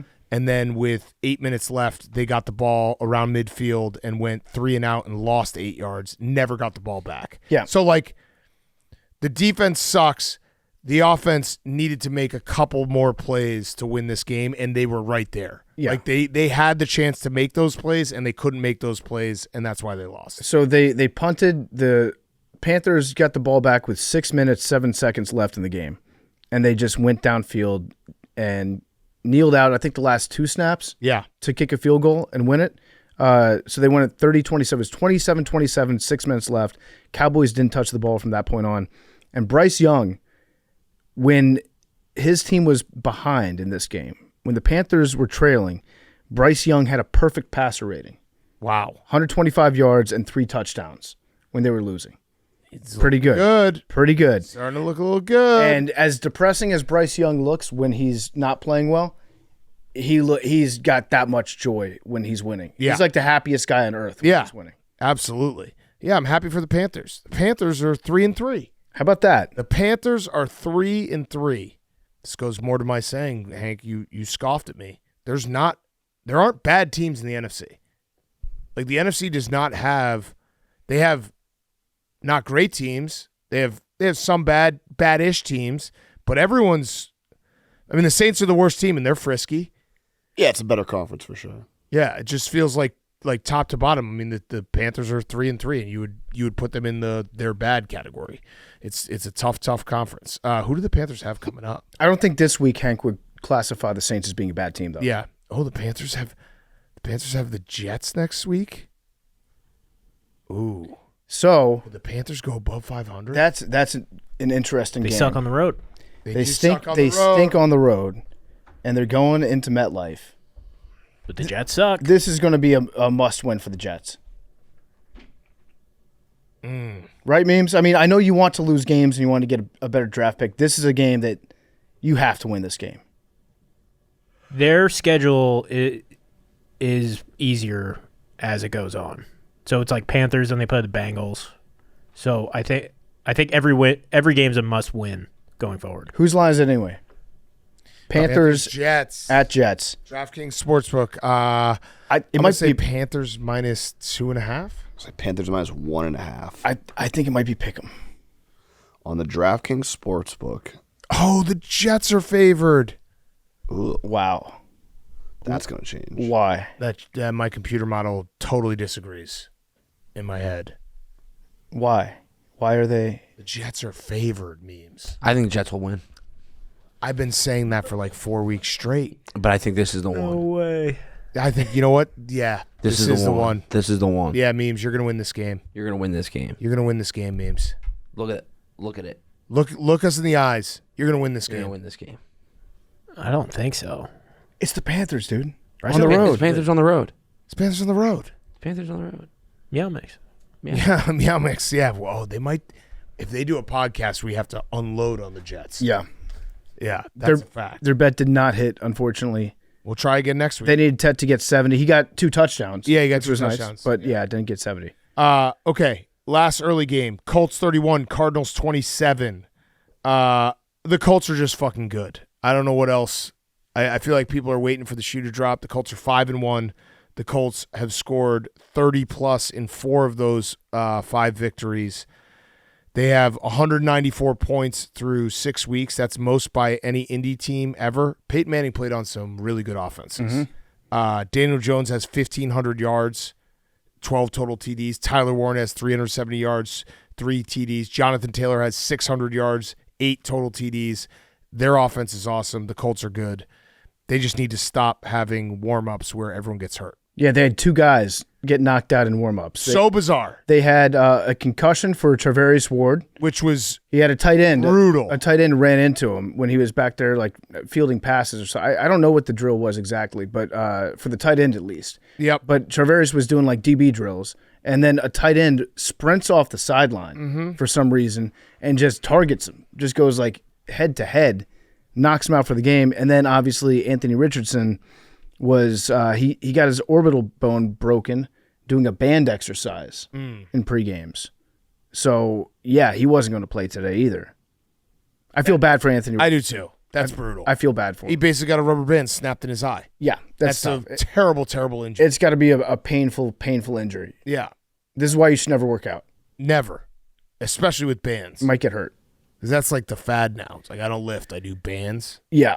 No. But on the Cardinals either. side of it, did you know the Cardinals, they've lost 4 games by a total of 9 points? Yeah, because remember, they were the first team ever to get walked off field goal 3 weeks in a row. 3 weeks in a row. And so, yeah, they've lost, it's by a total of, it's crazy. I feel bad for the Cardinals, or at least for their fans still. But it just seems like this is a dead man walking situation for games. Yeah. Because you could make the argument, if you lose close games, you can make the argument sometimes we're not that far away. We're close. But if you keep losing close games, that's usually a sign of bad coaching. Yeah. And if you look at the teams that had the worst, like the most one-score losses last year, you're looking at guys like Matt Eberflus. Mm-hmm. You're looking at I think the Jaguars had a lot of one-score losses last year. The Saints had some one-score losses, a bunch of them. That's usually a sign that that guy is probably not going to stick around very long. And then on the flip side, if your team consistently wins one-score game, then you talk about guys like Mike Tomlin, Sirianni, and Dan Andy Campbell, Reid, and yeah. Andy Reid. So I think that things are not going in a good direction for Gannon, especially the fact that like his owner fined him $100,000. Yeah. Looks bad in front of the team probably. Also, He probably shouldn't have not- done it, but having the owner be like, hey guys, I got your back. I'm going to find your head coach. Yeah. Also, probably not great. Like you had a chance. Jacoby Brissett, we've talked about him a million times. We like watching him play. You always have a chance on his first start, I feel like. Yeah. That's when he's the best version of Jacoby Brissett, then it just slowly goes down. He had 320 yards and 2 touchdowns. It's been 34 games, almost 3 years since Kyler Murray has had over 320 yards and 2 touchdowns. Yeah, that would be a very depressing good game for Cardinals fans. Yeah. To be like, yep, this is what this team can look like. Because the Colts are a good team. Yeah. And for them to compete with Jacoby Brissett, you're like, wait a second. That looked like football. Yeah. By the way, the open roof shot they did was so sick. That was. I think they were like doing something special for Jim Irsay today. Are you talking about the one where they zoomed in real Yeah. far? They did that when the tight end on the Cardinals got hurt. Yeah. I think they were he's trying okay. to just get us off. But they're like, look Yeah. at this sweet ass stadium, and for Yeah. a second I was like, that's awesome. I That's very immediately forgot about the injury and was like, oh wow, that's so cool. cool. And I don't know what configuration they had it in today, but it reminded me of that game that the Colts had against the Chiefs where Sky Moore got blinded by the sun Yep. and fucked it up. Yep. That sun is a weapon in Indy. Big time. If you can shadows are tough. If you can time it out right, that sun is going right into your face on the field. Yeah. The Colts haven't been 5-1 since 2009. So Super Bowl year. they're good, man. They're good. I think people are just waiting for it to not work, but I think they're just really good. Yeah. What's Daniel Jones' contract right now? I think he got $40 million, I want to say. No. That was shit. No, because he had to. Fields. Oh, he did. Yeah, I think so. I was looking up stuff before and I forgot that was. I didn't mean to do that. Thankfully, the guys in the booth are not listening right now. Yeah. So that's good because Memes would take that personally. yeah, he would definitely get mad at me for that. But they're not listening. So Yeah, no one. We're just talking to ourselves right now. I'm looking at Hank. I'm looking at these guys. podcast. Yeah. Literally, no one's Literally listening what to this us. podcast is. We're just having a conversation. Does anyone want It's to a take good combo. anyone want to take a guess what I just said? Daniel Jones got paid $40 million, which he did not. Who did? I don't know. Oh, yeah. No, I thought he got paid $40 million. Then I remembered that I think that's what Justin Fields is getting paid. $14 million. $14 million. He's going to make. Yeah, a so lot. Justin Fields is a $22 million dead cap hit. Yeah, That's a lot. that's a lot. That's a pre-June 1 cut. Okay, so you just cut him before June 1. No, keep him as backup. Oh, so you're going to keep that cap? Back up what? QB. Why not Tyrod? Yeah, Terod's probably a better backup.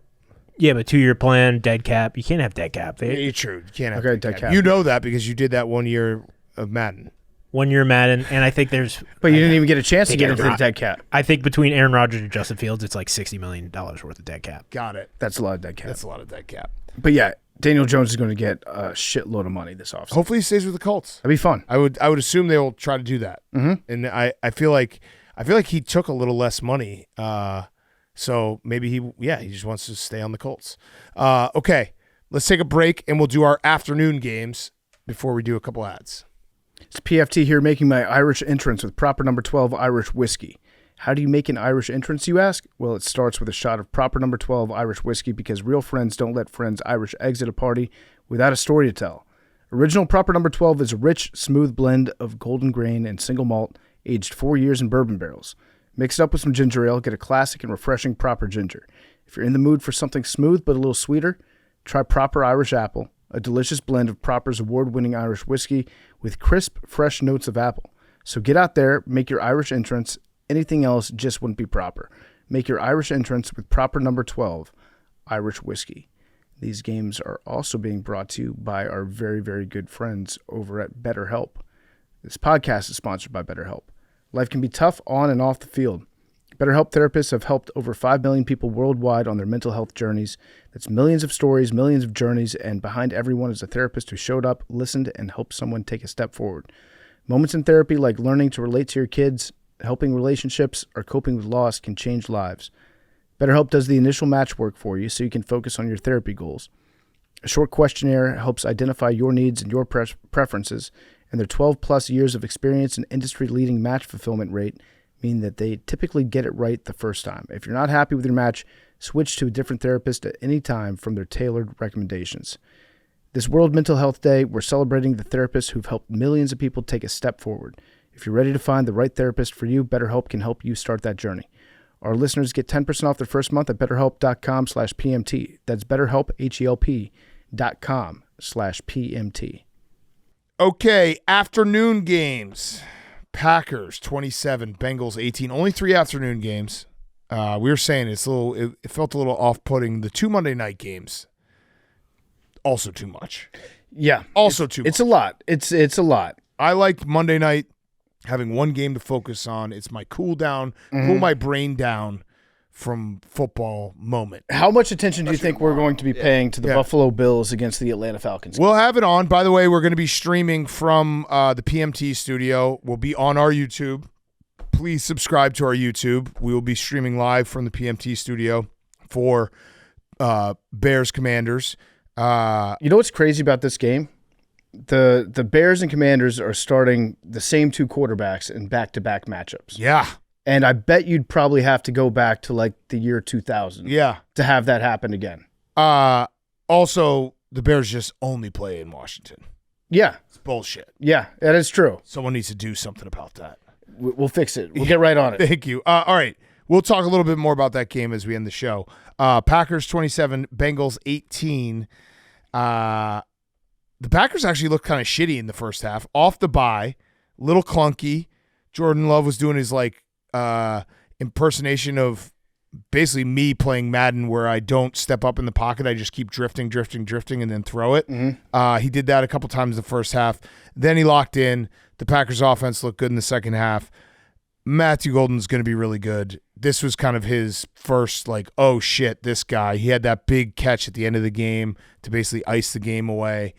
And that was the scary part where it's they do have a ton of weapons. And when they are clicking, like Jordan Love throwing the deep ball, when it works, it looks very, very good. It looks very tough to beat, especially when you combine that with Josh Jacobs looking pretty good too. Oh, yeah. Running super physically. Monster. And then Joe Flacco looked like a guy that hadn't been on his team for longer than 4 days. For the first half. Second half, he started slinging it. He was like, oh, I forgot. It's Jamar Chase now. It's not whoever's on the Browns.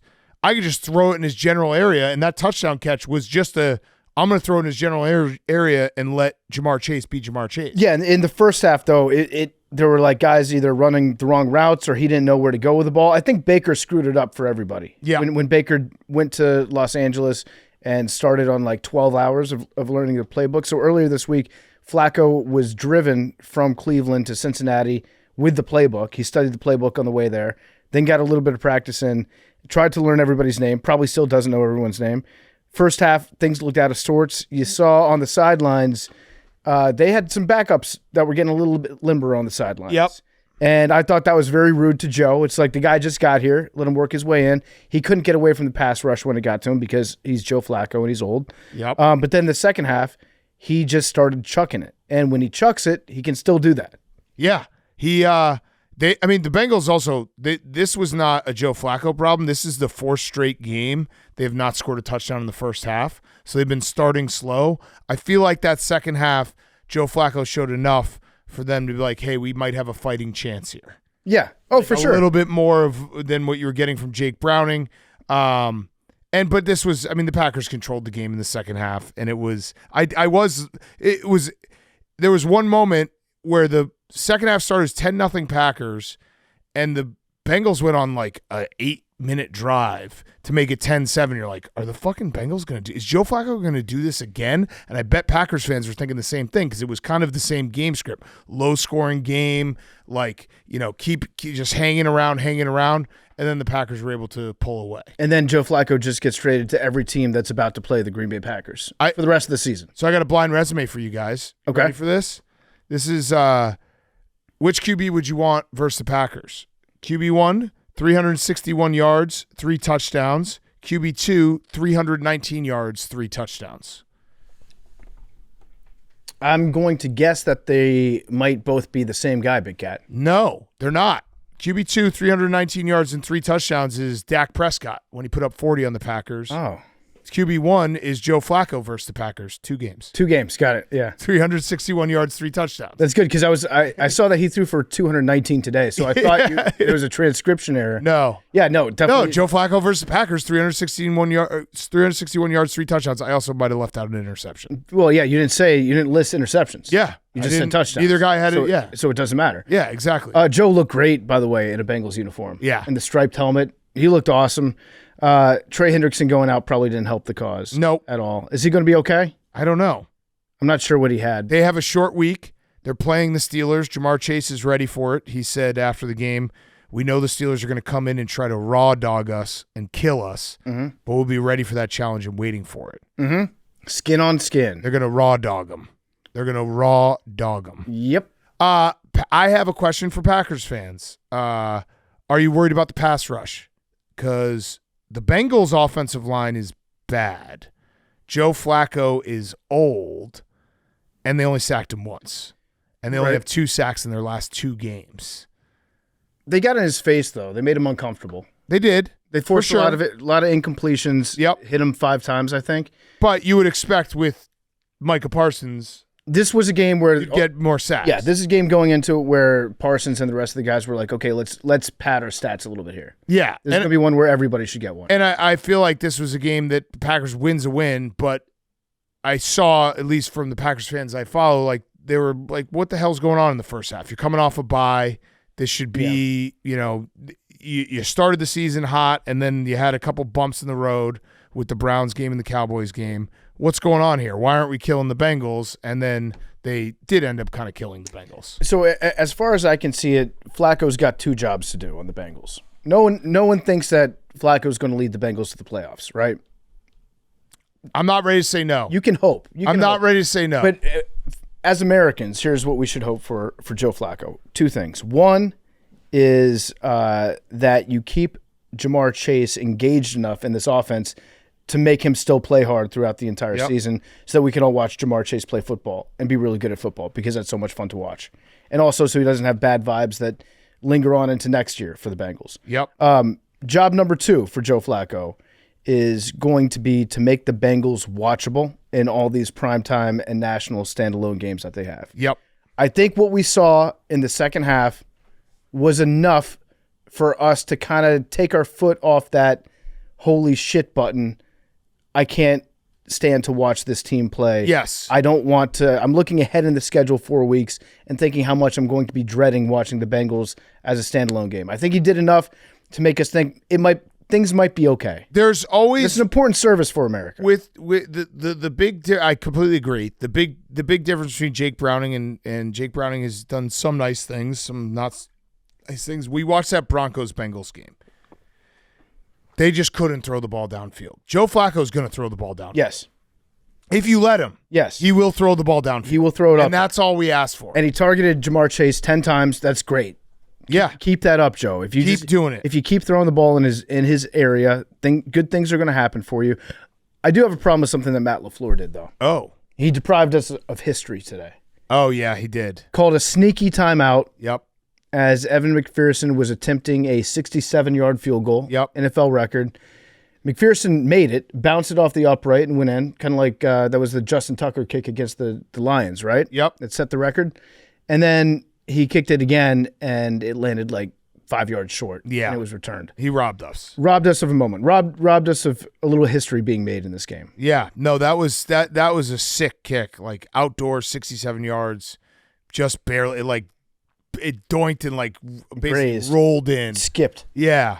That did suck. Mm-hmm. That would have been cool for Evan McPherson. You got to, especially a team like the Bengals, like let them have that. Yeah, give them their moment. I guess that also would have meant that they were would have been tied when the Bengals did score a touchdown to start the second half. It's So, still a yeah, sneaky maybe. move. It's a sneak. It's beneath It's a Matt sneaky. LaFleur. It's a sneaky It's move. beneath the Packers organization. Yeah, it is a sneaky move. Okay. Anything else? I mean, the Packers are good. I did think it was weird they came out slow like that, but I guess teams respond differently to the bye. Yep. But who do they play? Oh, they play the Cardinals. Cardinals, yeah. Yes, they're gonna kill the Cardinals. That's not gonna be. And then Steelers. That will be That'll fun. that'll be a fun That's game. at Steelers. Yeah, that'll be very fun. Yeah, that'll be very fun. There'll be a lot of storylines in that game. It's a Sunday night football game. Oh, also Did you know Aaron Rodgers used to play for the Packers? he did, a couple teams ago. Yeah. So it's also helpful that Joe's playing well because I absolutely hate the standalone games where the announcers make their entire storyline like this team sucks. Yeah. Like going into it, like they've struggled a lot, and then they have to try to convince America to get excited about Jake Browning. Yeah, they're by trying to finding, build one thing that he's something. done. Yeah, now you don't have to try to dig for a storyline. It's like, can Joe do it again? Yeah. By the way, I completely forgot to mention one thing. Did you know that Aaron Rodgers, his best numbers against any team in the NFL is actually the Cleveland Browns? I did not know that. This is more just trying to deflect for what he's done to the Bears. He's 4-0 against the Browns, 11 touchdowns, 0 interceptions, 124 passer rating. Oh, he hates the Browns. Yeah, he must hate Cleveland. He hates the Browns. Okay. Raiders 20, Titans 10. Yeah. Yeah. Did you see any Cam Ward today? Yeah. Cam Ward was not great. He had 3 turnovers. And he also had like a couple others that looked like turnovers. Yeah. That ended up not being turned. I forgot that Cam Ward was a small hands guy. Yeah. It was 9 inches. it wasn't good. It was not good. The Tennessee Titans have scored 83 points. It's week 6. Mm-hmm. They scored 83 points. Again, it's week 6. It's that's not a lot of points for 6 games. They also, here's their first half point total in the last 4 weeks. 0 points, 6 points, 0 points, 6 points. They scored 0 points today. Not good. I felt really good about taking the Raiders minus 3.5. Yeah. Until the very end of the game where it looked like they were about to get the sneakiest backdoor cover of all time. Well, listen, Cam Ward, I think he's set up in a really bad spot right now. Calvin Ridley also out. Like, he's got nothing. Yeah. It is worth noting that so in the last 2 games, he's thrown for 487 yards. 304 of those yards have come on just 5 drives. The last 3 of the Cardinals game and the last 2 in today's game. Now, obviously, they won the Cardinals game, so you can't call it garbage time, but there was a little bit of garbage time before the final couple drives. So it hasn't been great for the Titans. Let's just say that. It's bad. And to add even to it, Brian Callahan is 4-19 as the Titans head coach. Mike Vrabel has 4 wins in his new job. And who are the Titans playing next week? They're playing the New England Patriots. I think Mike Vrabel is going to kick the shit out of the Titans. Yeah, actually, whose line is it anyway? We I should already bet bet that it. right now. Where is it? I think it's in Tennessee because I think I saw this stat, and I'm not trying to pile on Tennessee Titans fans. We know it's bad right now. Hey, listen, Cam Ward might be good. We don't know. It's impossible to know. He might be good. Where is it? It's in Tennessee, right? It's at Tennessee. I think that might even be worse. So whose line is it anyway on the DraftKings Sportsbook? I know what it is. You I guys just want to looked at guess? it. I already bet it for a nuclear earlier tonight. I'm going to guess 9. At Tennessee? Yeah. Yeah. 6.5 based on your reaction. Yeah. What were you going to say before Hank's reaction? I was gonna say like 7.5. I was gonna say over a touchdown. I thought it was going to be over a touchdown.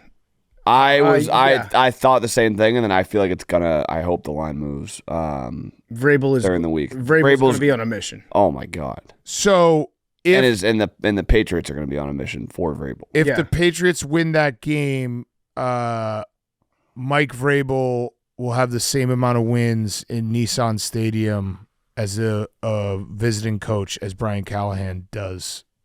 And he's played a lot more games in Nissan Stadium in the last 2 years. That's he's won 1 game at home. Yeah. So Mike Vrabel can tie that. That would be, wow.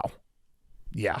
Much like it's impossible to know if if Cam Ward is good or not. I think it's also kind of impossible to know if Ashton Genty's good or not. Yeah, watch he just gets fucking smashed on every play. Watch him run the ball. It's like he's driving a moped into a brick wall. Yeah. Every time. And like there's no way that he can get out of some of these hits that he's taking. It's impossible. Nuts. Yeah. It's the Raiders are not good. They just played the Titans. I think it's like are the Raiders back? No, they just played the Titans. Yeah. So because like Geno, my hot take going into this game was Geno is not going to throw a pick.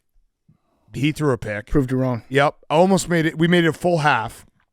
He now has 10 picks on the season. He also had a weird quote. He said, I told coach that I need to jump into a lake or an ocean or something. It's a lot of bad luck stuff happening to me, but I'm in control of that. So I don't really understand this quote because, one, Vegas doesn't have any – I guess they do have some lakes. They got the man-made lake, right? Yeah, they got the man-made the lake. Hoover Dam. But also – it's a lot of bad luck stuff happening to me, but I'm in control of that. So is he's the bad luck. He can control his bad luck, though. He hasn't done enough to turn his bad luck around. But he's like, damn, how'd that interception happen again? Yeah, no, I threw it. Yeah, he thinks bad luck is something that is actually like in your own hands. Yeah. You can flip it around if you care enough. Yeah. He has not a good town to be unlucky in. No. So yeah, but I guess it's good for the Raiders. They won a game. Yeah. I think they have a gauntlet coming up too. This would be a game that you would lose, and you would probably then have like no fans coming out to support you. Yeah, at home. Yeah. Also, yeah, I would say it's getting Brian Callahan. It's Brian Callahan, Mike McDaniel. Let's do coach firings. Who's the first coach fired? Hot list. Brian Callahan, Mike McDaniel. Gannon's got to be in the conversation. Aaron Glenn. Those are the four. Who are you guys picking? I think I'm going with Callahan. I think McDaniel has been there longer, and it's just gotten worse and worse. Who's got the bye week first? Let's see bye weeks. That's always let's see. Like, hey, we can fire him right before the bye week. When does Callahan have his bye? Yeah, because that will be a big. Whenever his bye is. That's after the Patriots. Oh no. See ya. Oh no. Oh no, wait, I did that wrong. Okay. Nope. Wrong. That was a mistake. No, they have it in a few weeks. Week 10. Week 10 is their bye week. If it was after the Patriots, it would have been done. Yeah, so so what's going to happen is the Patriots are going to kick the ever-loving shit out of him, and then he's going to convince them, like, hey, just let me stick around for a little bit longer. They're going to go to the Colts. They're going to get smashed by the Colts, then against the Chargers, and then he'll be fired. All right, so week 12 is the bye week for the Dolphins. So I think I'd probably have to go Callahan. Callahan, yeah. He did say after the game, I'm incredibly discouraged by the outcome. Everyone is a part of it, including Cam Ward. Well, he's not wrong, but that's not something that Callahan would have said until he felt real pressure on his side. Yeah. He's just like, hey, guys, I don't just suck. Everyone sucks. Yeah. Which he's right. Yeah, they do. He's absolutely right. But again, like, not really an indictment on Cam Ward necessarily. The fact that Cam Ward sucked today is not 100% on Cam Ward. Yeah. This was a brutal game to watch, though, because I feel like every time I looked up, someone was getting sacked instantly, or Geno was just throwing the ball like 4 feet away from him. Yeah. I looked it up because I was like, it feels like he didn't throw anything deep. He averaged 2.7 air yards per attempt. He had one pass over 10 yards.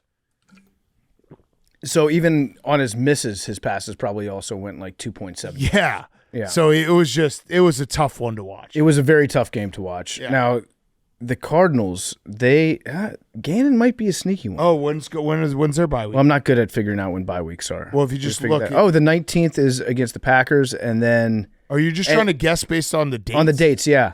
But I think I got this one. I think it's actually they got one more game and then the bye.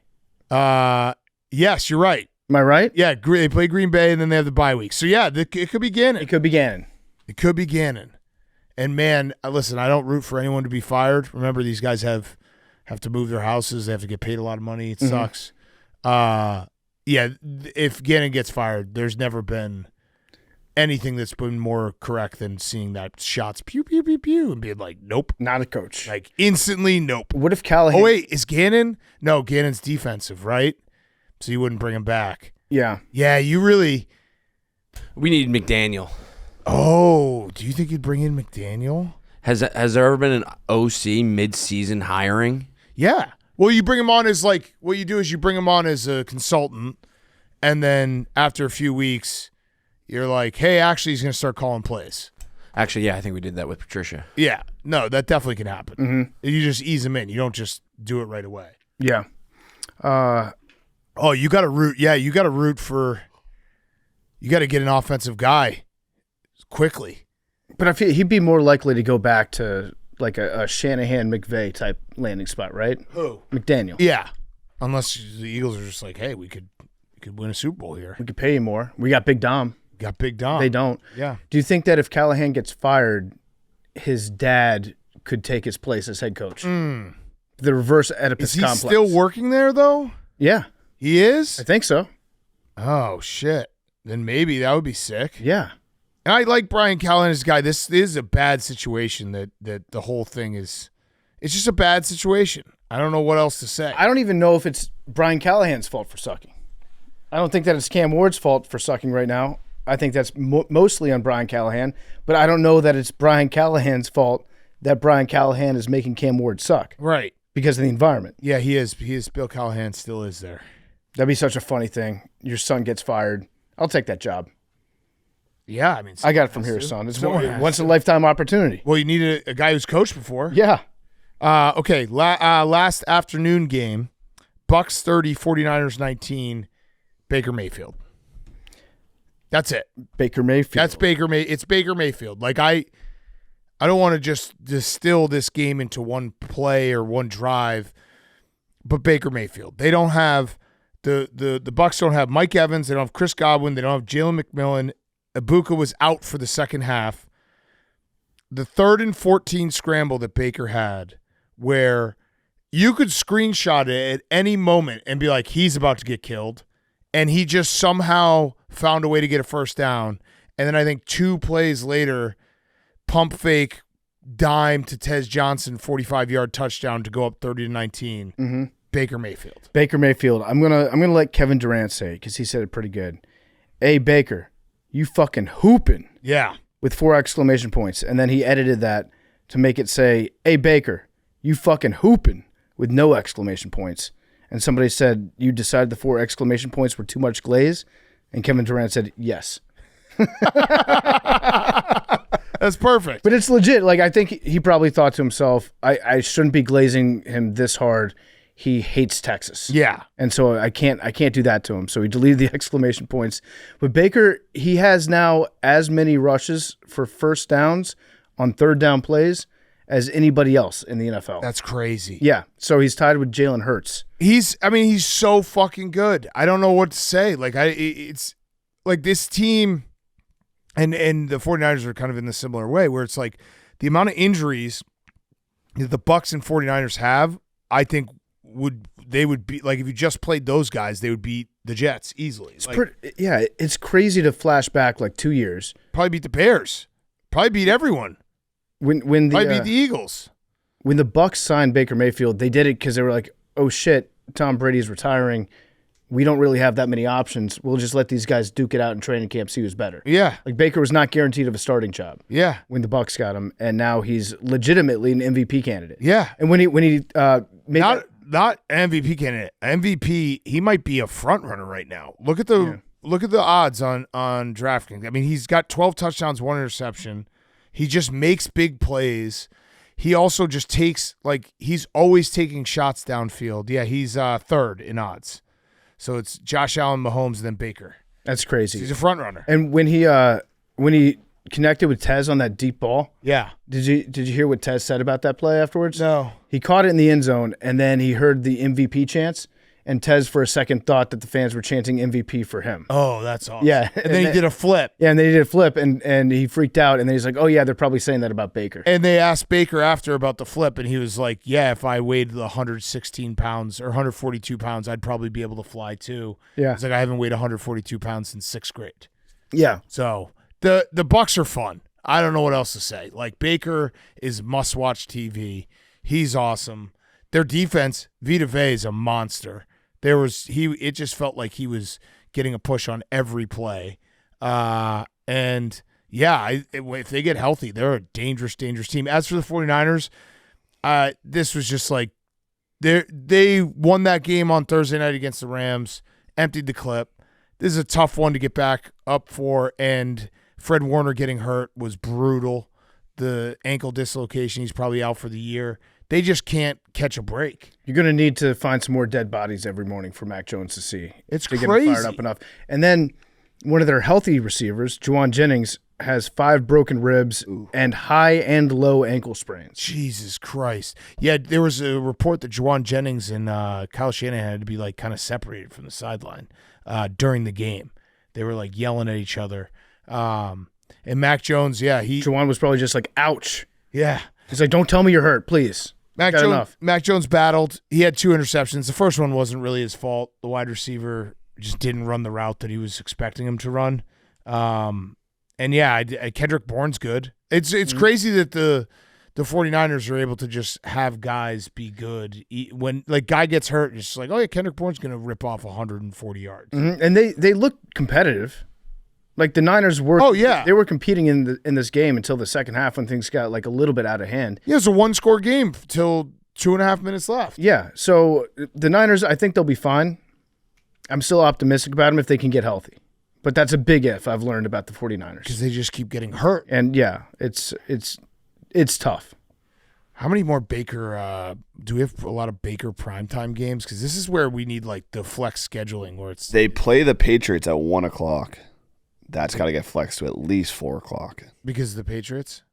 Both. Yeah. MVPs. Oh, we got the Lions next. Oh, Monday Night Football. Yeah. Oh, that's a good one. Another doubleheader. Damn. That's going to be the one that we watch. Yeah. Oh, they got a few. They got a Sunday night game, a Sunday night game, and a Thursday night game is coming up. So good. I need more Baker. Mm-hmm. Baker, I just want more Baker. Would you rather have them stagger the starts or do them like back to back with Monday night? Good question. I like the back-to-back. Same. I like to focus on one game. Yeah. Especially after a long Sunday where it's just like all the football happening at the same time.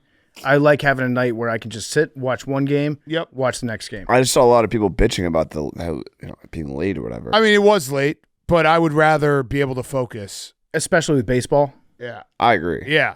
2 games. That's probably why they're doing it. To try to take away from baseball? Yeah. Yeah.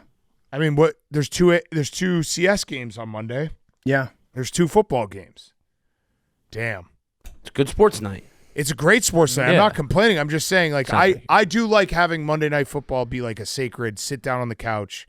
Now it does suck when you get Monday Night Football. when you get a bad game. It does suck. I do like the fact that with 2 games you have the ability to be like, all right, if one of them sucks, you got another game to bail you out. Yeah, but when bad games get bad during Monday Night Football, they become funny sometimes. Yeah, right. That's why I'm actually excited that we have a doubleheader for tomorrow night because, like, if the Bears are bad, it's like, but look at the Bills and the Falcons. That game's going on.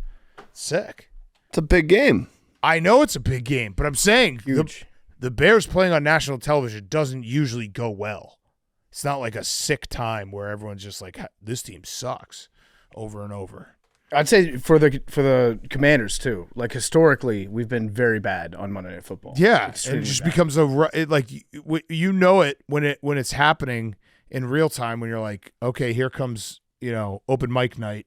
For the next 4 hours, we're just gonna get blasted. Yeah, especially with Joe Buck up in the booth, and for you, because there's like an outside chance that he might take a veiled shot at you. If it gets out of hand enough, It gets bored enough. if it gets really, really bad in the fourth quarter, Yeah. he might throw something out there that just personally insults you.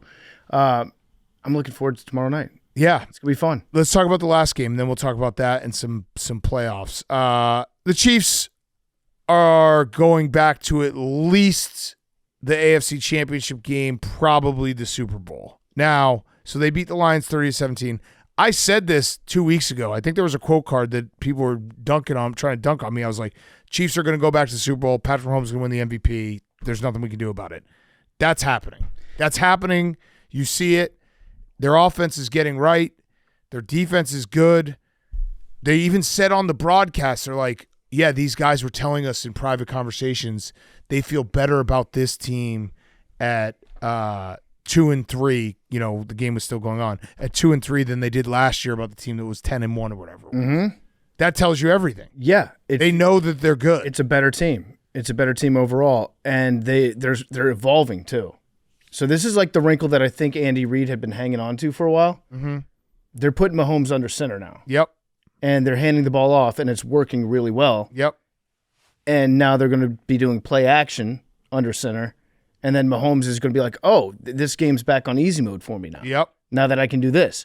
They didn't have to do that before. There was no need to. They didn't even have to run the ball if they didn't want to. But now they're trying to keep teams honest, and now it's just going to go back to Patrick Mahomes thinking that this game is very simple and everybody else being very frustrated. Yeah, and he's just he's back to like every drop back, he's just either they're perfectly blocking it for him. If they don't, he just scrambles to the perfect place where he can throw it to. Yeah. Like every play is just kept alive at all times with Patrick Mahomes. I also think that I feel like the Lions got a little too cute. Just run the fucking ball some more. Like and then they ran the ball too much at the end when they had to make up they're still trying to establish the run down a bunch. But like even the we were listening to it, you heard it live. The Jared Goff play, like you have fourth down, just run it one more time right up their face. You have David Montgomery. Like you have an awesome offensive line. Just pound it. That's what you do, Dan Campbell. Yeah. Yeah, I think that the Lions, they were not ready tonight. No. The Chiefs were way more physical than they thought they'd be. Right. It's not a finesse Chiefs team. They are very capable of getting like muddy with you, getting dirty with you. And then you pissed Mahomes off, too, when you hit him a little bit late. Aiden Hutchinson, by the way, looked awesome tonight. Yeah, he did. He was in his face the whole time, but he took a couple unnecessary, like, extra step shots at him. Yeah. And then you don't want to piss Mahomes off. But it was just the difference in this game felt like it was the Lions weren't able to convert on those, like, fourth downs that they had, and the Chiefs were able to just keep doing it, like going down the field. That was the difference. Like, the Lions, when they don't have their fourth downs don't go their way, this is what can happen. And Dan Campbell knew coming in. He said they had to score 30 to win. He was right. The Chiefs scored 30. Yep. They scored 17. But yeah, the Chiefs are what are you gonna do? They're awesome. Mahomes is awesome. No one they gave that brief glimpse of like, ooh, they might not be good anymore. And it was so brief. And if you fell for it, I'm sorry, but it's just not true. Do you agree, Hank? Yeah. And they Like- got the NFL on their side. Oh. They're good though. They're very good. Yeah. They're gonna be just fine. They'll probably not get the 1 seed, and then and everyone will make a conversation about how they have to go on the road, and then Patrick Mahomes will go on the road, and it'll be fine. What if he goes into New England, though? Because with the Patriots schedule, Hank, you guys will probably host a playoff game, host Mahomes, and then you have the chance to just really take the torch away from him, the torch that he took from Tom. If we really want to take the Multiple torch away torches. from him, we take it from him there, in his house. You want that? Yeah. You're gonna take it from him in his house? Yeah, I mean they're one game back from the Broncos and the Chiefs. And the Chargers. Mm-hmm. They still get to play the Broncos twice. Chargers don't look good anymore, or they don't look They're like they banged did up. at the start of the season because of injuries, yeah? The Chiefs played a really, really hard schedule to start the season, and now it probably is going to get a little softer. Although I think they still have some tough games. But yeah, they're going to go. They're going to be in the AFC Championship game. You can't fight it. Just let it go. Do you guys agree? Just let it go. I think the Chiefs are right now, extremely dangerous. Yeah. You're kidding yourself if you think they're not. Anyone want to disagree? They're getting Rashee Rice back. Yeah. They're going to be good. They're going to be very good. Zach, I forgot to ask you, like how on like a level of 1 to 10, how much do you love Baker? Oh, it's so much fun to watch every Sunday, or not every Sunday. You know what I mean? Not every Yeah. Sunday, but like every time they're on the field, it's so much fun to watch. And like you see, like Mbu comes up with the hamstring, it's like, oh goodness, this can't be good. And like it's like, oh, just next man up. Like we'll make this work. And like the defense was so much fun to watch today. Like held the one touchdown on the ground, 2 picks. The whole team, it just like it's a great way to spend the weekend. Yeah. Watching Yeah. the Bucs play football. It's and an I look forward- enjoyable experience. I hope I get to continue to watch them play football. What? Are you going to die or something? Yeah, it's never guaranteed. I just hope next like week we that. can watch some more football, and we're going to go to Detroit, and they're going to do their best they can do to win another game. Yeah. Yep. Let's do it. Yeah. 1 week at a time, Zach. That's it. 1 day at a time, yes, sir, but 1 week as well. How nervous do you get for Bucs playoff games? Playoff games are very, very nerve-wracking just because, like, we're here now. Like, the regular season is good. You need those reps to get in, but playoff games is like, oh, shit, we might be able to do it. It's perfectly said. It's perfectly said. Okay, PFT, you want to do 2 more ads, and then we will talk some baseball and some Monday Night Football.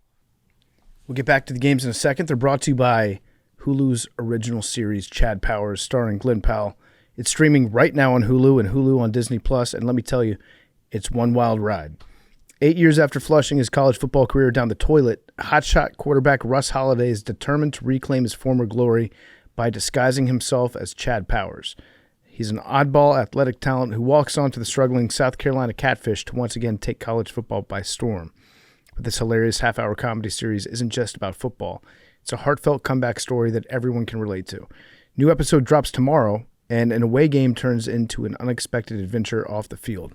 So don't miss Glenn Powell as Russ Holiday and Chad Powers. 2 identities, 1 icon, 0 shame. The all-new Hulu original series, Chad Powers, now streaming with new episodes every Tuesday. If you're a bundle subscriber, you can also stream it on Hulu on Disney+. Terms apply. This episode is also brought to you by Uber Eats, reminding fans that if football coincidentally makes you hungry, you can get game day deals on wings, burger, beer, chips, and more all season long, all on Uber Eats. What do we want to get tomorrow for the big part of my take bowl? I might need a salad, guys. It's been a long weekend. Might do a bowl, maybe some sort of healthy poke bowl. Yeah, poke bowl. Yeah, there we go. Want to fish up? That way we don't feel like we're eating salads. Let's fish up. Yeah, let's do it. Uber Eats has deals on your favorite game day restaurants and groceries all season long. When football makes you hungry, get game day deals all season long, only on Uber Eats. Okay, playoff baseball. Mariners, we'll start with the AL. Mariners, incredible. AL, they're in the ALCS. They win game 1, which was, I thought they were not going to have any chance in game 1 because on Friday night, they played a 15-inning game against the Detroit Tigers, which was pure torture for those fan bases. I felt so bad, especially for Mariners fans, because once you start to get to the 13th, 14th inning, you start to remember some other games that have happened there. You start to think about Houston. You start to think about Yordan Alvarez. Yeah. And it seemed like the vibes were not great in Seattle until they flipped the script. And this win goes as much to their stadium management crew as it does to the team on the field. Yep. Because T-Mobile Park was a dead zone. People were just living in fear. And then they did a second salmon race. Sir, a second salmon race has hit T-Mobile Park. Get the vibes up. And Humpy the Salmon, a mascot who never won the salmon run that they do there, his record was 0-162 since they started doing the salmon run on opening day of 2024. Humpy was going up against King Silver Sockeye. Never won, but on Friday night, they did a second salmon run. Humpy won. Vibes shift entirely. Next inning, Mariners win. Yeah. Pretty incredible time at the ballpark. And it was an insane game. It was one of those games where it got so late you had forgotten that we had watched 2 insane pitching performances from Kirby and Skubal. If you're a Tigers fan, you're just sitting there like, we pulled Skubal again because Finnegan, who came in for him, gave up a run after Skubal got pulled in the 6th inning. He was at 99 pitches. He had 13 strikeouts. He is so dominant, but it was the Mariners like being resilient. They found a way to make it happen. It was just every single, like, there was guys on base, I feel like, in a lot of the extra innings that just the tension was insane. I feel bad for the Tigers. I'm happy for Mariners fans. They like, they're crying in games. The crowd is stressed beyond belief. It was quite a scene. I saw some people shaming Mariners fans for crying when they won. Stupid. Yeah. Well, no, it was because it wasn't when they won. There was a guy who was crying when, like, in the 6th inning. Because it was all too much for him? No, yeah, like they took the lead or something, or they had a big hit. That was a big moment. Crying Listen, it was like the 6th inning. We should be encouraging guys to have all these emotional releases. I agree. And then tonight, so they played 15 innings on Friday night. Yep. And then had to fly all the way to Toronto for game 1. I was like, there's just no way this team is going to be able, like, you just throw this game away and try to get them game 2. Mm-hmm. And then they take it to the Blue Jays and they win 3-1 and they're up 1-0 in the ALCS. It's crazy. Was it 3-hitter? Yeah. And they use like a lot of pitcher. I was actually getting to a point where it's like, if this just keeps going, like, do you just run out of pitchers? Because you just, at some point, you're going to run out of pitchers. Some of the arms have to be gassed just from the 15-inning game. Yeah. And no, I'm saying during the 15-inning game, I was like, are they going to just run out of pitchers at some point? Because if they went to 25 innings. Yeah, what do you do? I don't know. What do you do? I don't know. That's the Ghost Runner was supposed to solve this. Yeah. They don't do it in the playoffs, which I think that's actually a great rule change that baseball. Oh, I love it. It's like the Ghost Runner in the regular season, awesome. Yeah. But don't bring that shit into the playoffs. Dude, pitch clock, awesome. Yeah. In the postseason. Also, I love It's been awesome. I love Senior Smoke. It's Senior just Smoke is such great. a cool fucking nickname. Dude, what a moment for him too on his birthday. Yeah. Yeah. It was also funny because were you guys listening to the game at all? AJ Brzezinski was getting so frustrated because they just kept on throwing sliders. Yeah. He was getting so mad. He's like, this is where you throw a fastball. Oh, another slider. He also he loves saying the word punchies for strikeouts. Yeah. Like, yeah, he's got 13 punchies. But yeah, it was a two-hitter tonight for the Mariners. And Big Dumper went poo-poo, and the Mariners are up 1-0. Saturday night, Cubs got eliminated. I went up there. It was I do not regret going because it was a fun ride up. So I took 16 guys. We got a party. I rented a party bus. It was a mix of friends and then people from the office, all trying to go up to Milwaukee, get a win, have an all-time night. Did not go that way. It was a soul-sucking loss. That one of those losses that you just watched, you sat there being like, something's got to happen, and nothing happened. I imagine that was extremely frustrating because it was such a close game too. Yeah. Where one small positive thing happens and you're like, yes, okay, it's about to happen now, and then nothing happens. So the game, you get like you allow yourself to buy into the hope over and over and over and over again. Oh, with nothing happening. The whole time we were just, after every inning, we're just pumping ourselves up, being like, just get a base runner, just get a base runner. I will say I was nervous from the jump because the Cubs the way they were playing was just a little off. They weren't as sharp as I was expecting them to be in Game 5. And it started in the first inning when PCA, he's young, excited to be in the playoffs, maybe a little spazzy at times, trying to catch home runs. He did it again. He did it again. That's like 300 feet over his head. This one wasn't as bad as the first one, but it was still funny. But it happened in the first inning, and there was a moment where PCA, basically there was a ball hit almost directly to Ian Happ, and PCA called him off and took his ball. And you could see the Happ being like, dude, what the fuck? Like, that was my ball.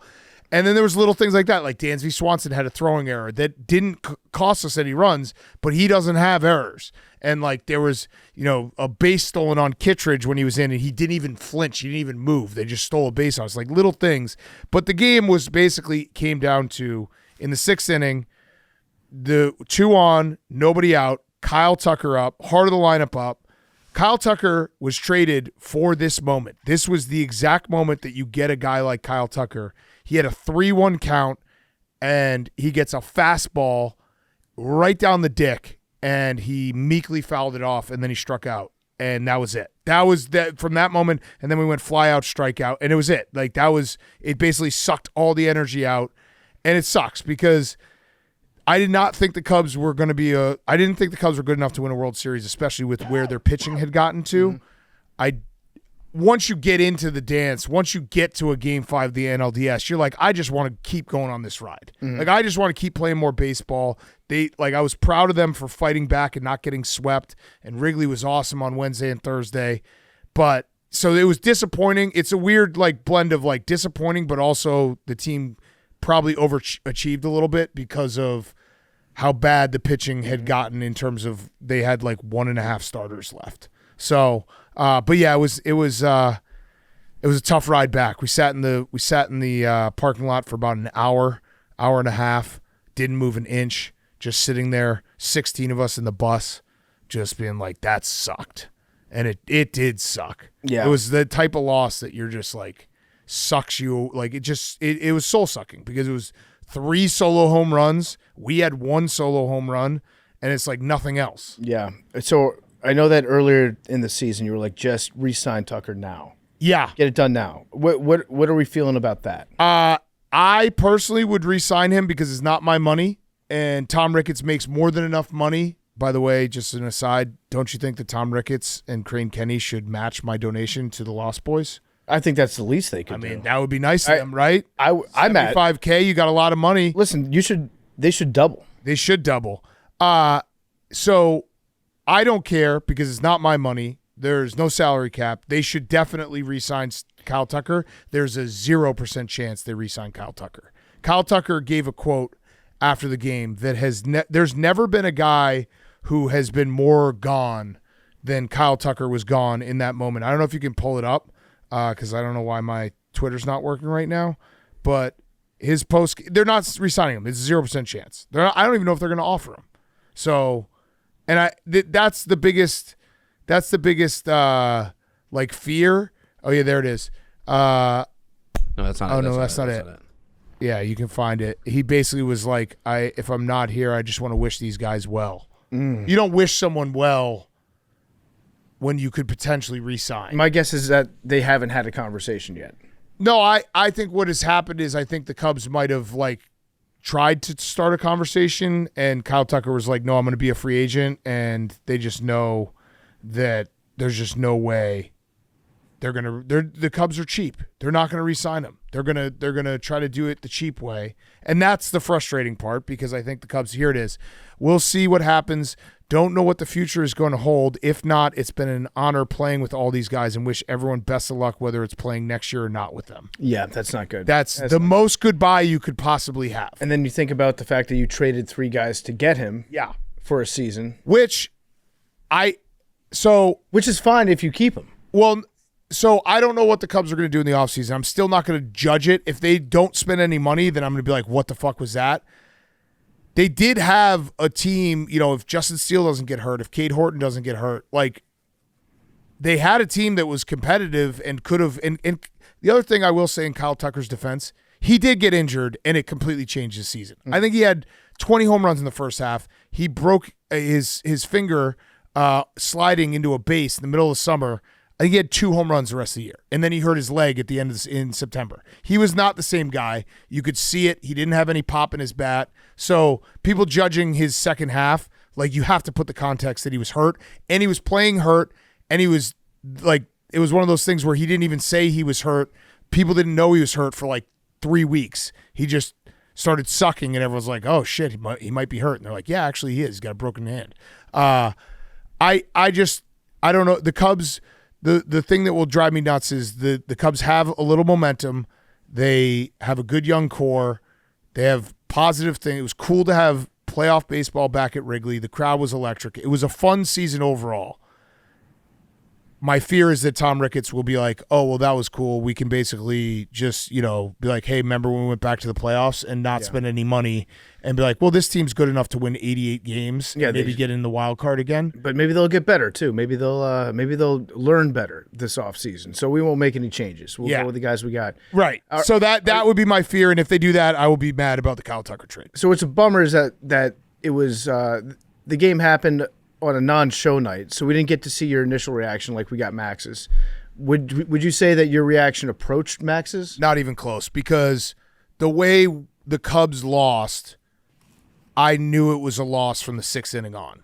Do you know what I mean? Like, I had a lot of time to mentally prepare for the Cubs not winning that game. When that moment, when Kyle Tucker struck out in the 6th inning, I was like, that's it. That was the moment. We just blew the moment. So it wasn't like a walk-off home run kind of thing. Yeah. You know what I mean? Like we had no fight after that. Yeah. So it just, you process it and you're like, this is the reality, and you have like an hour basically to have the reality set in. And it's different than Max because the Cubs are on the young side, and Max, his team is basically going to completely change. So that was the end of an era for Max. I'm hoping this is the beginning of an era for the Cubs, and hopefully this is what the Cubs were in 2015, and then they won the World Series in 2016. I'm not saying they're going to win the World Series next year, but the year before the year kind of thing. Have you thought about who you're targeting? I would love Framber and Kyle Schwarber. Schwarber would be great. Schwarber would be awesome. Bring him home. Be awesome. Max, did you follow through on your promise to not look at your phone? Absolutely not. There was something said that I defended Max on the bus. Someone said after the game, I would have rather lost like the Phillies, and I was like, no. No, you don't. No. And then I said insane. I would maybe rather have lost like the Tigers than just because. What? Do you watch the game? The 15-inning game? No, I know. Did you watch the Cubs game? Yeah. They like laid down. Yeah. The last 3 innings were just bullshit. Like they completely laid down, and it was just like strikeout after like bat at bat, and it's when a But team. you'd rather go through a 15. I don't know. I would not. Fight your ass off. I would not. It's the same result. No, I know. 15 innings, and then you get so close in some of the extra innings, and you don't get a run in. It was just very demoralizing to watch the way the Cubs went out, and they only gave, and it was like always. I think all their runs, the Brewers' runs came with 2 outs. Like it was just like, oh, we're out of this inning. Oh, so a home run. Fuck, that happened. Shit, and just like scoring 1 run in the second inning and having nothing else is just it sucked. But yeah, Tigers was worse. I was trying to cope. Credit to the Brewers. Brewers are a really good playoff team. They get big hits when they need to. Mizorowski pitched well. They had a great plan. They started with Trevor McGill, their closer, because basically the Cubs had scored so many runs in the first inning. They're like, the first inning is now the 9th inning. And he was jacked up. I don't hate that. And it was a smart play. Like Pat Murphy's a hell of a manager. They managed the hell out of the game. They're a really good team. They won the Central. Like, what are you going to do? Like, they were better than the Cubs, and it sucks. I do think it was a little bit of they flew the L flag after. I don't know if you saw that. That was sad. So I have no problem with it because there's obviously a lot of anger because of the Craig Counsell thing. Yeah, I'll just say it's little brother energy. I think that's for fans. It's a little brother energy move. I think fans should do that. Right. I'm not mad about it, Yeah. but it is little brother energy. But yeah, fans absolutely should. No, I don't even think it's little brother if fans do it. If fans do it, I agree. I agree. That's all fair. No, fans should get their shots in. Yeah, because talk your there's a shit. disparity between the two teams. The Cubs should have, Cubs should outspend everyone in the Central every single year. Ricketts doesn't. I mean, they do, but they don't. They could make it way bigger. Mm-hmm. And the Brewers are, low salary, scrappy team, and they're really good. Like they have just dogs who get big hits in big moments. Jackson Chourio, I know he wasn't great in this game, but Jackson Chourio is a beast. I mean, Andrew Vaughn was garbage. He's garbage, and he just has become the best hitter and a big time hitter. William Contreras is an awesome catcher, and he had big moments. Like Sal Frelick might be the fastest guy to get out of the box in MLB. Although Sal, I know he's a stoolie because he came by the office. That was a big pussy move, not scoring in the 4th inning when the ball died in the infield. He could have easily scored. Yeah. Could have easily scored there. Yeah. That was him being a little bit of a pussy. And I could say that because we lost. Sometimes you got to know when to disobey orders. Yeah. You got to blow through that stuff. But Sal Frelick, dog. They're just a fundamentally sound team that gets big hits in big moments. And they were the better team. I can't believe that Terang hit a home run. Yeah, he'd been ice cold. That was another. I think that was another 2-out one where it's just like we got out of the inning. So what are you looking at? The payrolls. Yeah, this is just the payroll. Yeah, the Brewers are what, bottom? Brewers are. They are 14th. Oh, so they're not bottom. But the Cubs are what? Cubs are 9th. Okay. But the Cubs should be way higher. Yeah. That's the thing. Yeah. It's crazy. It's frustrating as all hell. But yeah, I'm just sad that there's not more games at Wrigley. They were fun. It was going to be, I had it all mapped out in my head. And yeah, 16 dudes going up to Milwaukee, getting drunk on a party bus, farting, singing. The night ended with us singing. We were just doing a sing-along to Fleetwood Mac on the way home. So that's kind of where the vibes Wait, were. which song? We were doing Landslide. Yeah, okay. And then Mikey Betts, whenever there was instrumental part, Mikey Betts would would put us on to some porn stars that he was jiving with recently. That's good. That's good vibes. Yeah. So he'd be like, "Hey, you guys should check out this chick." The problem with making that Get drive right back to it. there's too much stuff that you want to stop on the side of the road and check out. The Cheese Castle, Yeah. the Dells. Listen, It's nice. the situation. I would do it again. I would absolutely do it again. But you'd hope you'd win because it's like you're basically putting all your chips into like this is going to be the funnest night ever or this is going to be the worst night ever, and it was pretty close to the worst night ever. The Dells aren't, by the way, on the way, but that doesn't. They're not? No, they're like kind of up. I still see signs for them. Yeah, Yeah. And I think about going there. Dells are awesome. Great Wolf Lodge. Cruising Chubby's. There's a lot of stuff. Chubby's is a great strip club, A lot of stuff I want to stop by and check out. and they really let you know the name. Yeah. Cruising Chubby's. Yeah, it is. Cruising, and yeah. you're getting a chubby. You get exactly what you pay for there. Yeah, I'm sorry that for the AWLs and for you guys that we memes was right. It was too bad it wasn't a show night. Yeah.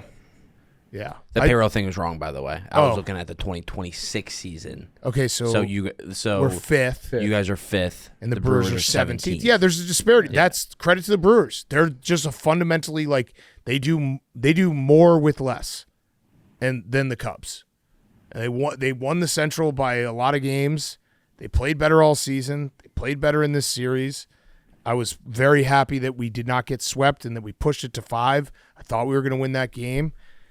Sucks. So it goes. All right. Should we do who's back of the week? Oh, rowback question. RHOBACK.com, promo code TAKE. 20% off your first purchase. Q-zips, polos, hoodies, joggers, shorts. Rowback.com, promo code TAKE. Who are you guys picking or rooting for in the MLB playoffs for the rest of the playoffs? Now we have 4 teams left. I've got a future on the Brewers that I put in early August. They could absolutely beat the Dodgers. I also like Yelich. Yelich is the yeah. man. I'm rooting for Yelich. So if it's Brewers Mariners, I can't root for the Brewers because they're rival and they took out the Cubs. I think I'm going big dumper. yeah, I think I'm just going big dumper, go poo poo. I would be very happy to see the Mariners win the World Series over my future. I mean, it would be cool if it were Brewers Mariners. It's first time winner Yeah, out of those. I'd be happy for Seattle. Happy for the dumper. Yeah, I was born in L.A. yeah. We'd probably get Kind of switched to the pods, though. we'd probably get some like games where Ichiro would show up, Ken Griffey Jr. would probably show up. Ichiro would show up in a jersey. Randy Johnson would probably show up with a camera in his hand. A-Rod Oh, dude, do you know? will be there. A real like you want to feel old moment. I was watching the game on Friday night, and they're like the last time the Mariners had a elimination game or something like that in the stadium. They're like 30 years ago, and it looked like it was 100 years ago, and it was Randy Johnson, and I was like, shit, Yeah. that's ancient history, but I remember it vividly. You know what, though? I've noticed if you watch games, especially football games on YouTube from like 2010, it looks like they were filmed in like the 90s. Yeah.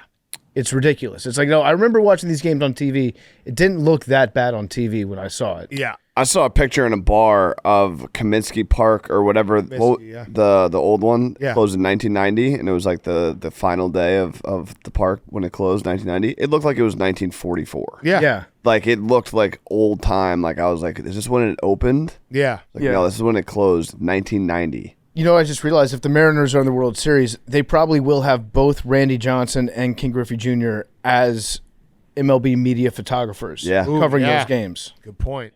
Booth, who are you guys rooting for? Memes, you got your hater parlay, your hater pins that you've been putting in our little voodoo doll. It's been on fire. Yeah, it worked perfectly. It isn't working on Hank, but everyone else it is. Yeah, you need to start switching. You didn't have the Patriots on your radar yet, and Yeah. now you gotta. No, his time. memes. His time will come. Oh, that sounds That like was a, ter- Sounds like that he's was put some thought terrifying. into that was a threat. Like, you know exactly No, how they it's did his gonna last come. time. Yeah. With Mac Jones. They get See? overhyped, and I then think Drake May might be better than Mac Jones, but yeah, but then Josh Yeah, but Allen. then they say I don't get excited. okay. Who are you guys rooting for? I'm going Mariners. Blue Jays. Okay. One of the relievers I went to high school with. So Oh, fuck yeah. played with him. A You bunch mean the growing up. Toronto Blue Jays? Correct. Because if you're not saying Toronto, Yeah, you have to say Jays, The Jays, yeah. What does Oldie say? Brendan Little. Shout out Brendan Little. Shout out Brendan Little. He gave up a run tonight, but Shout out Brendan Little, but I That was was unnecessary there, Max. Yeah. I know. Well, people are gonna. I'm rooting for him. You little Be small. lit. Yeah. Yeah. I'll probably go Mariners as well. Okay. Oh, last thing from the Brewers game. The 50-50 raffle at the Brewers game is old school tickets, and I've never felt worse for buying $400 worth of tickets because the woman just had to stand there for like 10 minutes ripping up the tickets. Yeah. It takes a while to get them there. Yeah. For sure. It was, I felt bad about that. Did not win, but also felt bad. But at least you know what. Did you go multiple times? No. Yeah, so you know pretty quickly if you want to. I was too locked in. I don't think I left my seat like one time to take a piss, and I timed it so I didn't miss a single thing. It's like those elimination games. You're just like, you can't leave. No. Yeah. Okay.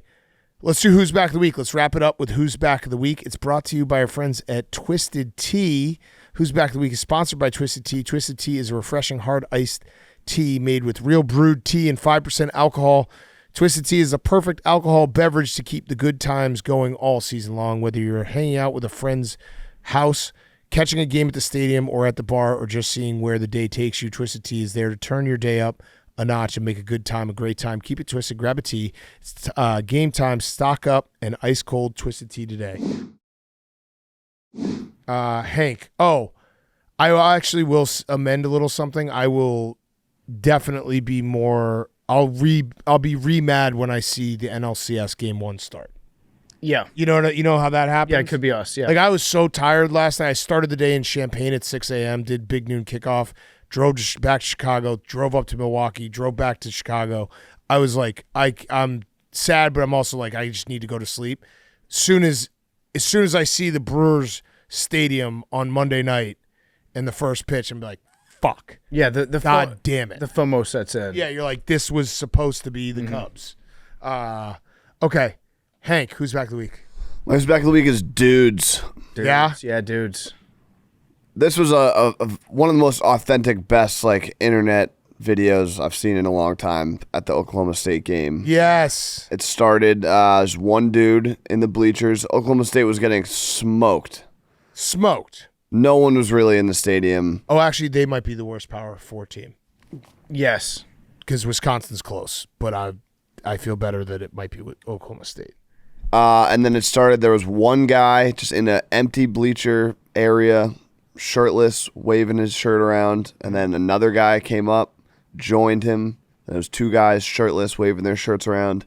Then like 2 or 3 more guys showed up. It was awesome. 5 guys shirtless, waving their shirts around.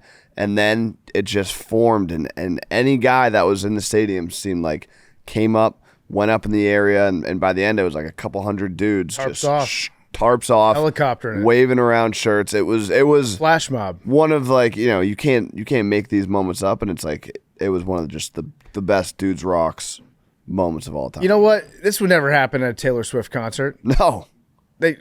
You won't do this, ladies. This is so awesome. You couldn't do that. And they're dog shit. Bet you won't do it.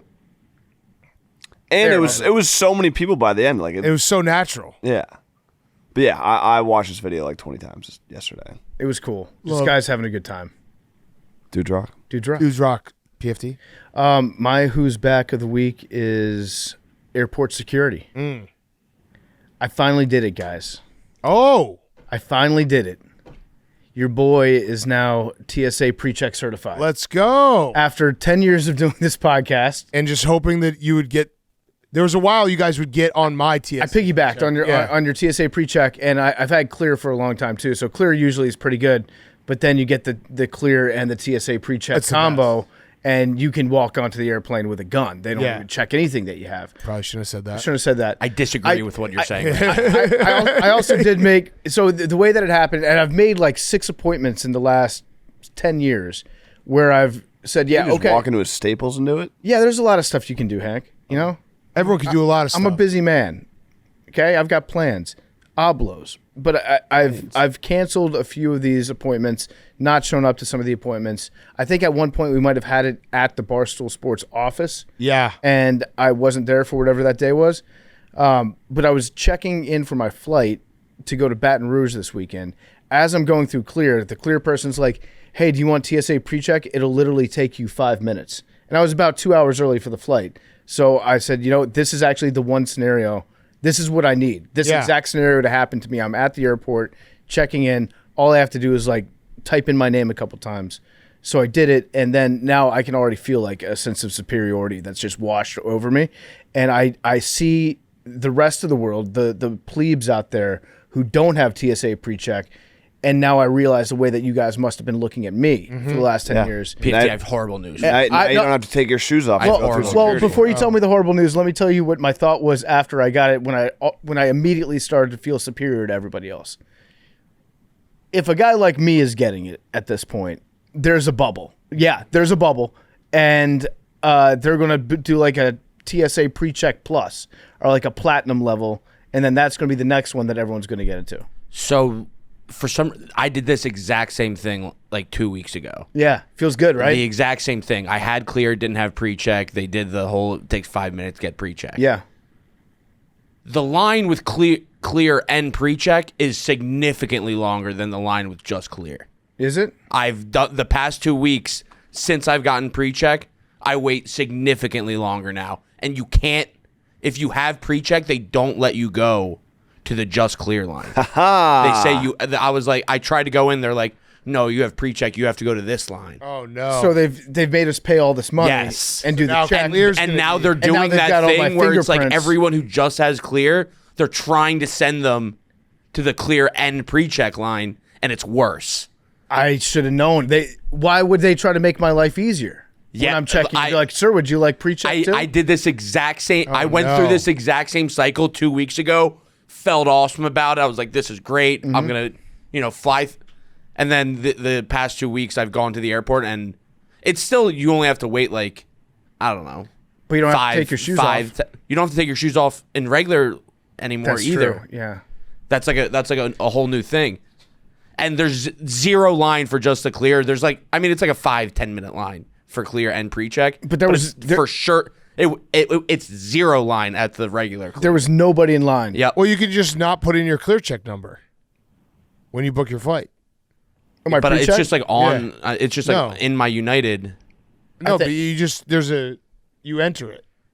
But if they have you already in the system once. No, you can do that. No. But I book all of my stuff through the United app, and it's just like that might be different. Yeah, but like if you're booking on like Kayak, you just don't put in your and then I'm good. Yeah, you just okay. Well, says, you know what? I'll take the pre-check for a spin next time. So you're gonna book? Yeah, I was gonna say then you just be booking flights to not use pre-check, which I might do. Well, there's a lot of airports that don't have clear, so that's what's good for pre-check. Yeah, for the airports that don't have clear. That's why I wanted to get it because Philly doesn't have clear.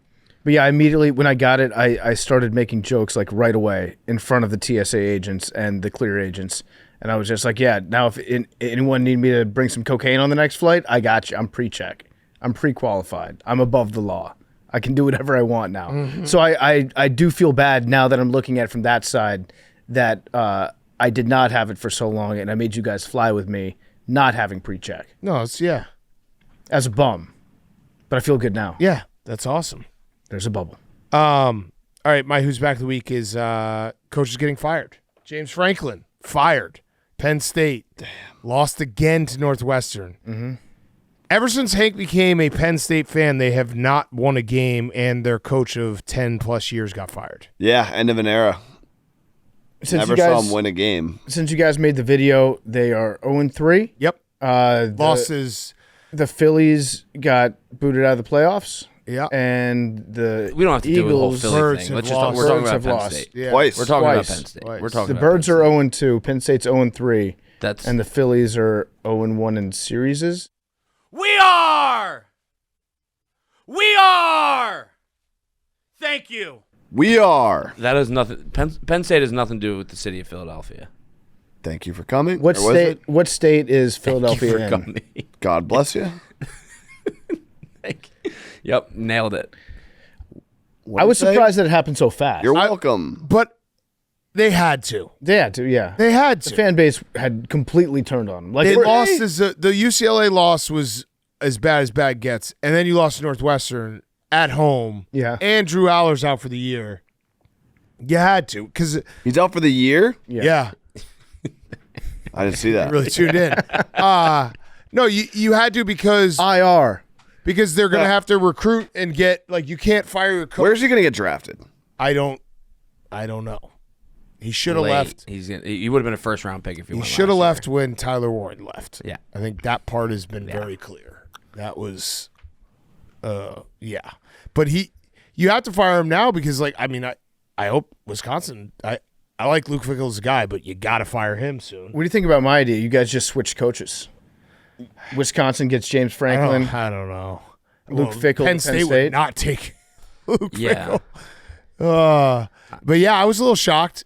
I was a little shocked just because he had survived so many times of the rumors of him leaving or them but yeah, it just unraveled so fast. Yeah. It was 3 weeks. It's they, one they thing- showed a screenshot of him yucking it up with Nick Saban 15 days ago on game day. When they had before played the nobody. whiteout. They hadn't played anybody. They had not played anybody, and They just went for 2 in the fucking whiteout. I know. Yeah. Do you think he's thinking about that? No, well, He should be. they still would have lost. No. no, I disagree, Matt. Oh, If they beat no. Oregon at home They don't lose to UCLA You think they or lose- Northwestern. to an 0-4 Disagree. UCLA team, no, they're feeling good about themselves. No. Yeah. I made the argument on Pick'em. I was like, I think that Oregon just beat Penn State now 3 times. The UCLA loss was Oregon beating them twice because it's not taking anything away from UCLA, but you basically had your entire program was building up to the whiteout with Oregon, and you lost it in that way. To get off the mat, it's almost impossible. Yeah, I couldn't. I agree. That if they win that game, they're one of the best teams in the country right now. Brutal. Oh, You should have gone for 2. Don't be a coward. Yeah, but he's done. Hank, who, Cooked. or Max, who do you want? Signetti. Yeah. Yeah, Yeah, Poor Indiana. They're so good, but if they lose Signetti, that would be tragic. yeah. it would be. They're so good. But he's got to be the guy. They went to Oregon and they just fucking Google him. kicked the shit out of I them. loved his interview that he did after the game where the lady was like, "You've never won a game like this on the road." But she was talking about Indiana, and then he started just thinking about his personal accomplishments Yeah. on the road. He's like, "No, I've won a bunch of games on the road, big games in my past." If you look it up, Signetti's a great coach, don't get me wrong. Awesome coach. I don't think that he has Indiana in his blood. I think that if I don't know. Penn State called, he's picking up the phone. He's definitely picking up the phone. I don't know, though. He's got it pretty good right now. And the Penn State is that fan base is The best. they're gonna want someone to the best. All right, Zach, finish us off. My Who's Back of the Week is Anthony Davis, Yeah. NBA player Anthony Davis. A little bit of backstory. When Kai Cenat finishes his subathon on Twitch, he's the biggest streamer in the world, right? He hogs a lot of viewership when he's currently streaming. So when he ends his subathon, many streamers go to subothoning because now the viewership has opened up. Yeah. And one of my favorite pastimes this time of year is just in these subathons they enter giveaways. So they do giveaways. So I like to enter a bunch of giveaways to see if I can hit on them. And the streamer I was watching yesterday, when I was trying to win some giveaways, I went 0 for 3. But then Anthony Davis came in. He dropped 600 subs and then gave away $4,500 in the chat at 1 o'clock in the morning. All-time move from Anthony Davis. That is cool. Just came in for the love of the game. Love that. Did you get any? I didn't win any of the giveaways, no. That would have been so But electric. Just at 1 a.m., he's just for the love of the game. And you just were in there. 10 grand in the chat. What was he doing? He just said, "What's up?" and then gifted 600 subs for 600 people to be ad free, and then donated $4,500. Did you say you were Zach from Pardon My Take? No, I'm just in the chat trying to win giveaways. Yeah. What's your go-to line if you're trying to win it? Oh, you just sub up. You just gift 5 subs, get in the running. It's like a sweepstakes kind of. What? How often are you doing this? Pretty regularly, I try to hit on the giveaways. Yeah. It's a little entry for a lot of maybe gifts. Mm-hmm. Yeah. Giveaways are fun. Yeah. That is fun. I didn't know that Anthony Davis went live like that. That's the thing. He wasn't live. He just happened to pop in. I guess he just lurking on Twitch, popped in and just donated. Oh, that's Good for him. sick. Oh, so he was just in the chat. He's another guy that was just in chat and just decided to bless the chat with more giveaways. That's awesome. That's very cool. Shout out Anthony Davis. Big shot, Anthony Davis. Yeah. Max, while you were taking a piss, I was saying that the sadness that and anger I felt on Saturday night is going to come back on Monday night when I see the Dodgers and Brewers playing. Do you agree? No, you're done. I'm just gonna pretend like that doesn't exist. How are you feeling, Max, overall? Because Thursday was tough.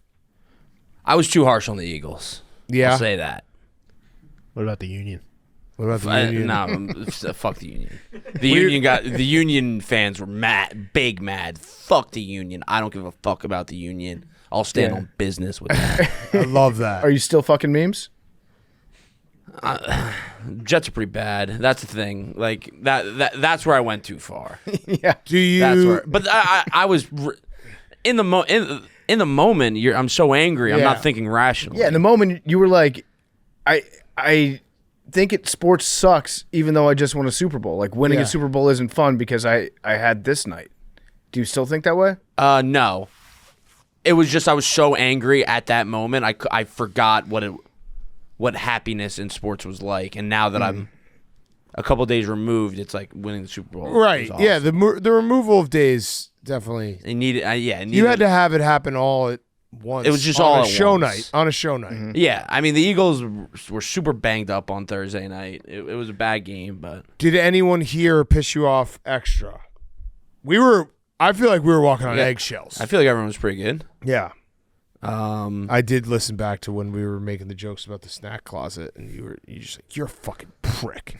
It's so good. Hank, I didn't look. I wasn't obviously looking at anything, and then I just saw Hank was just smiling ear to ear The whole for time. the entire Yeah, time. he loved it. That I was trying so hard not to laugh, but I kept looking over at Hank. And Hank, like every time you would get It was funny. over the top, every time Max would go over the top and say something extremely depressing, Hank would just start like that. Hank would start laughing, and then that makes me laugh. That Hank's laughing at Max being like, "I'd rather not be on Earth."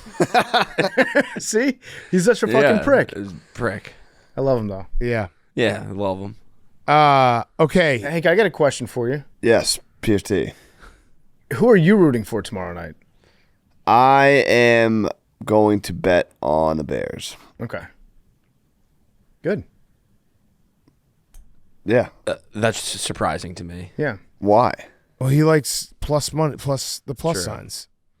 Yeah, when push comes to shove, I like the plus signs. Mm-hmm. I've said it time and time again, and the Cubs, like it's another example. Like Chicago is fun when their teams are good. Like the Bears going on a run would be fun. It would be an interesting game because it feels like, at least for the Bears, I don't know where you're at, PFT, but like the Bears, if they can find a way to win this game, then I'll maybe start thinking about Yoffs. Now that sounds like it's above a 6 out of 10. No, because I said, you hear me. I said I'll start thinking about Yoffs. Still 2 steps away. And if they lose, it's going to be like, let's see what happens. It also depends on how. I'm very nervous about our defense. Our defense is not good. I think Bill's going to run for a lot of yards. I just expect and hope that our offense off a bye week can come out firing. I'm worried about what Ben Johnson has put into the playbook in a bye week. Mm-hmm. I feel like he's had a lot of time to think about this. Yeah. And our defense is not great. It's played really good at times, but it's not a great defense. But I agree. I think that Bill and Jaden, I think, is going to run, and I think Ertz is going to have a big night too. Let's get some score predictions. I got 27-16 commies. Oh, that's kind of a ask. It's a mini whomping. Yeah, No, any whomping for sure. 7 points at the end, at the very end. What? That, So it's that 20 changes things. 2016, and then we it's 7 added it. Yeah. Garbage time. Bears 31, Commanders 30. Wow. That'd be fun. Hail Mary. Oh, Hail Mary.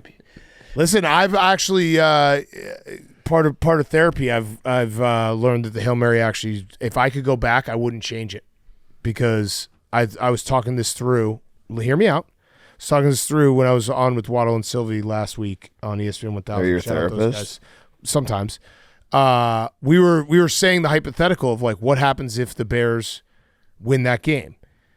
they probably don't fall off a cliff like they fell off a cliff. Because remember the Cardinals game after, and then the Patriots, and then it was just like a loss after loss after loss. They would maybe find a way to, like, I would say maybe like 7 or 8 wins. They ended with 5. So I'm just saying, the Commanders game would be 6. 2 more wins. Eberflus might not get fired. So that Hail Mary got the Bears Ben Johnson. It's the domino. I think it's great that you're going to therapy. I think everybody should give therapy a chance, but I also think it's hilarious that you talk to your therapist about the Hail Mary. No, my therapist was Waddle and Silva. Oh, okay. I missed that part, yeah. You were saying that, and I was like, can I go to therapy to talk about something? Yeah, you can. You could. You can. No, it was Waddle and Silva. We were doing the hypothetical. Would they just tell you not to watch sports? Yeah, probably. Yeah, they probably talk you They'd out probably of it. just be like, it doesn't matter. You can't control it, blah, blah, blah. That's bullshit. Yeah, blah, blah, blah, blah. I would need my therapist to be like an Eagles fan. No, we could just be your therapist. No, that's what WIP exists for. Yeah. It's just, Yeah, that's exactly what it is. It's a radio show that I do a hit on every week, and we literally had this discussion where it's like, Sylvie asked me, he's like, Waddle asked me, would you trade, if you go back in time, would you have the Hail Mary not happen? And I thought about it, and I was like, actually, knowing everything we know now, I don't think so, because they probably would have done just enough to keep Eberflus. Yeah. And that would have sucked. Yeah, it would have been a different season. Right. So, thank you. You're welcome. Yeah. This feels good. Miracles happen. We're going to be live on A Hail Mary would be awesome, though. If the game ended another Hail Mary. Yeah, it would. Memes is smiling. Either way, happy. it'd be an incrable moment. What about a double Hail Mary? What do you mean double Hail Mary? So it succeeds, then there's a flag, and then you do it again, and then it succeeds again. you're That'd be fucking crazy. perverted names. Why are we under these assumptions saying the Bears can't have a Hail Mary? I'm just saying a double Hail Mary. No, Because my first question was trying Hail to double Mary. doink the Hail Mary. When you said that you were going to win by 1. Oh, yeah.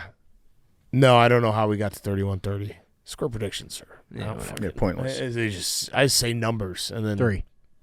Wow. That counts. Wow.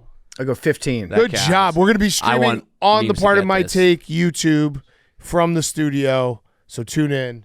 That was awesome. Yeah, That Memes was deserves great. this That one. was I hope awesome. you win this That one. was awesome. I hope you win 22. this one, me. 33. I'm not going to. People kept 47. tagging me in that fucking fish winning for the first time. What fish? Humpy. I missed it. The Humpy there it won is. before Humpy, Memes got the lottery ball. Yeah. That fucking fish. I think the fish has autism. I do. I think that's like Humpy's thing. Me too. Tattoo bet. Do you know what tattoo you're gonna get? No, I haven't decided. I think this one's going to be like a more of a spur of the moment fun one. Yeah. Did you know they're wearing the black uniforms? Oh shit. It's the only game this season that the Commanders are wearing the black uniforms, and it just happens to be the uniforms they wore for the Hail Mary game last year. Yeah. That seems mean. Yeah. But again, It's sick. I'm happy the Hail Mary happened. Yeah, it's good. My reasoning. It's good. It's called Turned a negative growing into a up. positive. I'll go. I'm happy it happened too. 22. 76. I'll go 52. Memes, you're gonna get it. What was yours, Hank? 22. Oh, 24. Wait, we had double 22s there. Oh, Invalid. invalid. all right, I'll take 24. Completely invalid. All right. So Hank, you got to pick a new number. Who Pick 22. Jack. Jack, you got to pick a new number. You guys pick a new number, Jack. 42. Okay.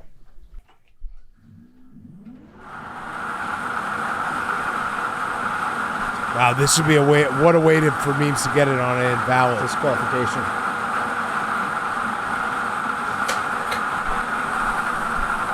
94. 94. Sorry, Memes. I don't think you're ever going to get it. Yeah, me either. Love you guys. Congrats to Humpy.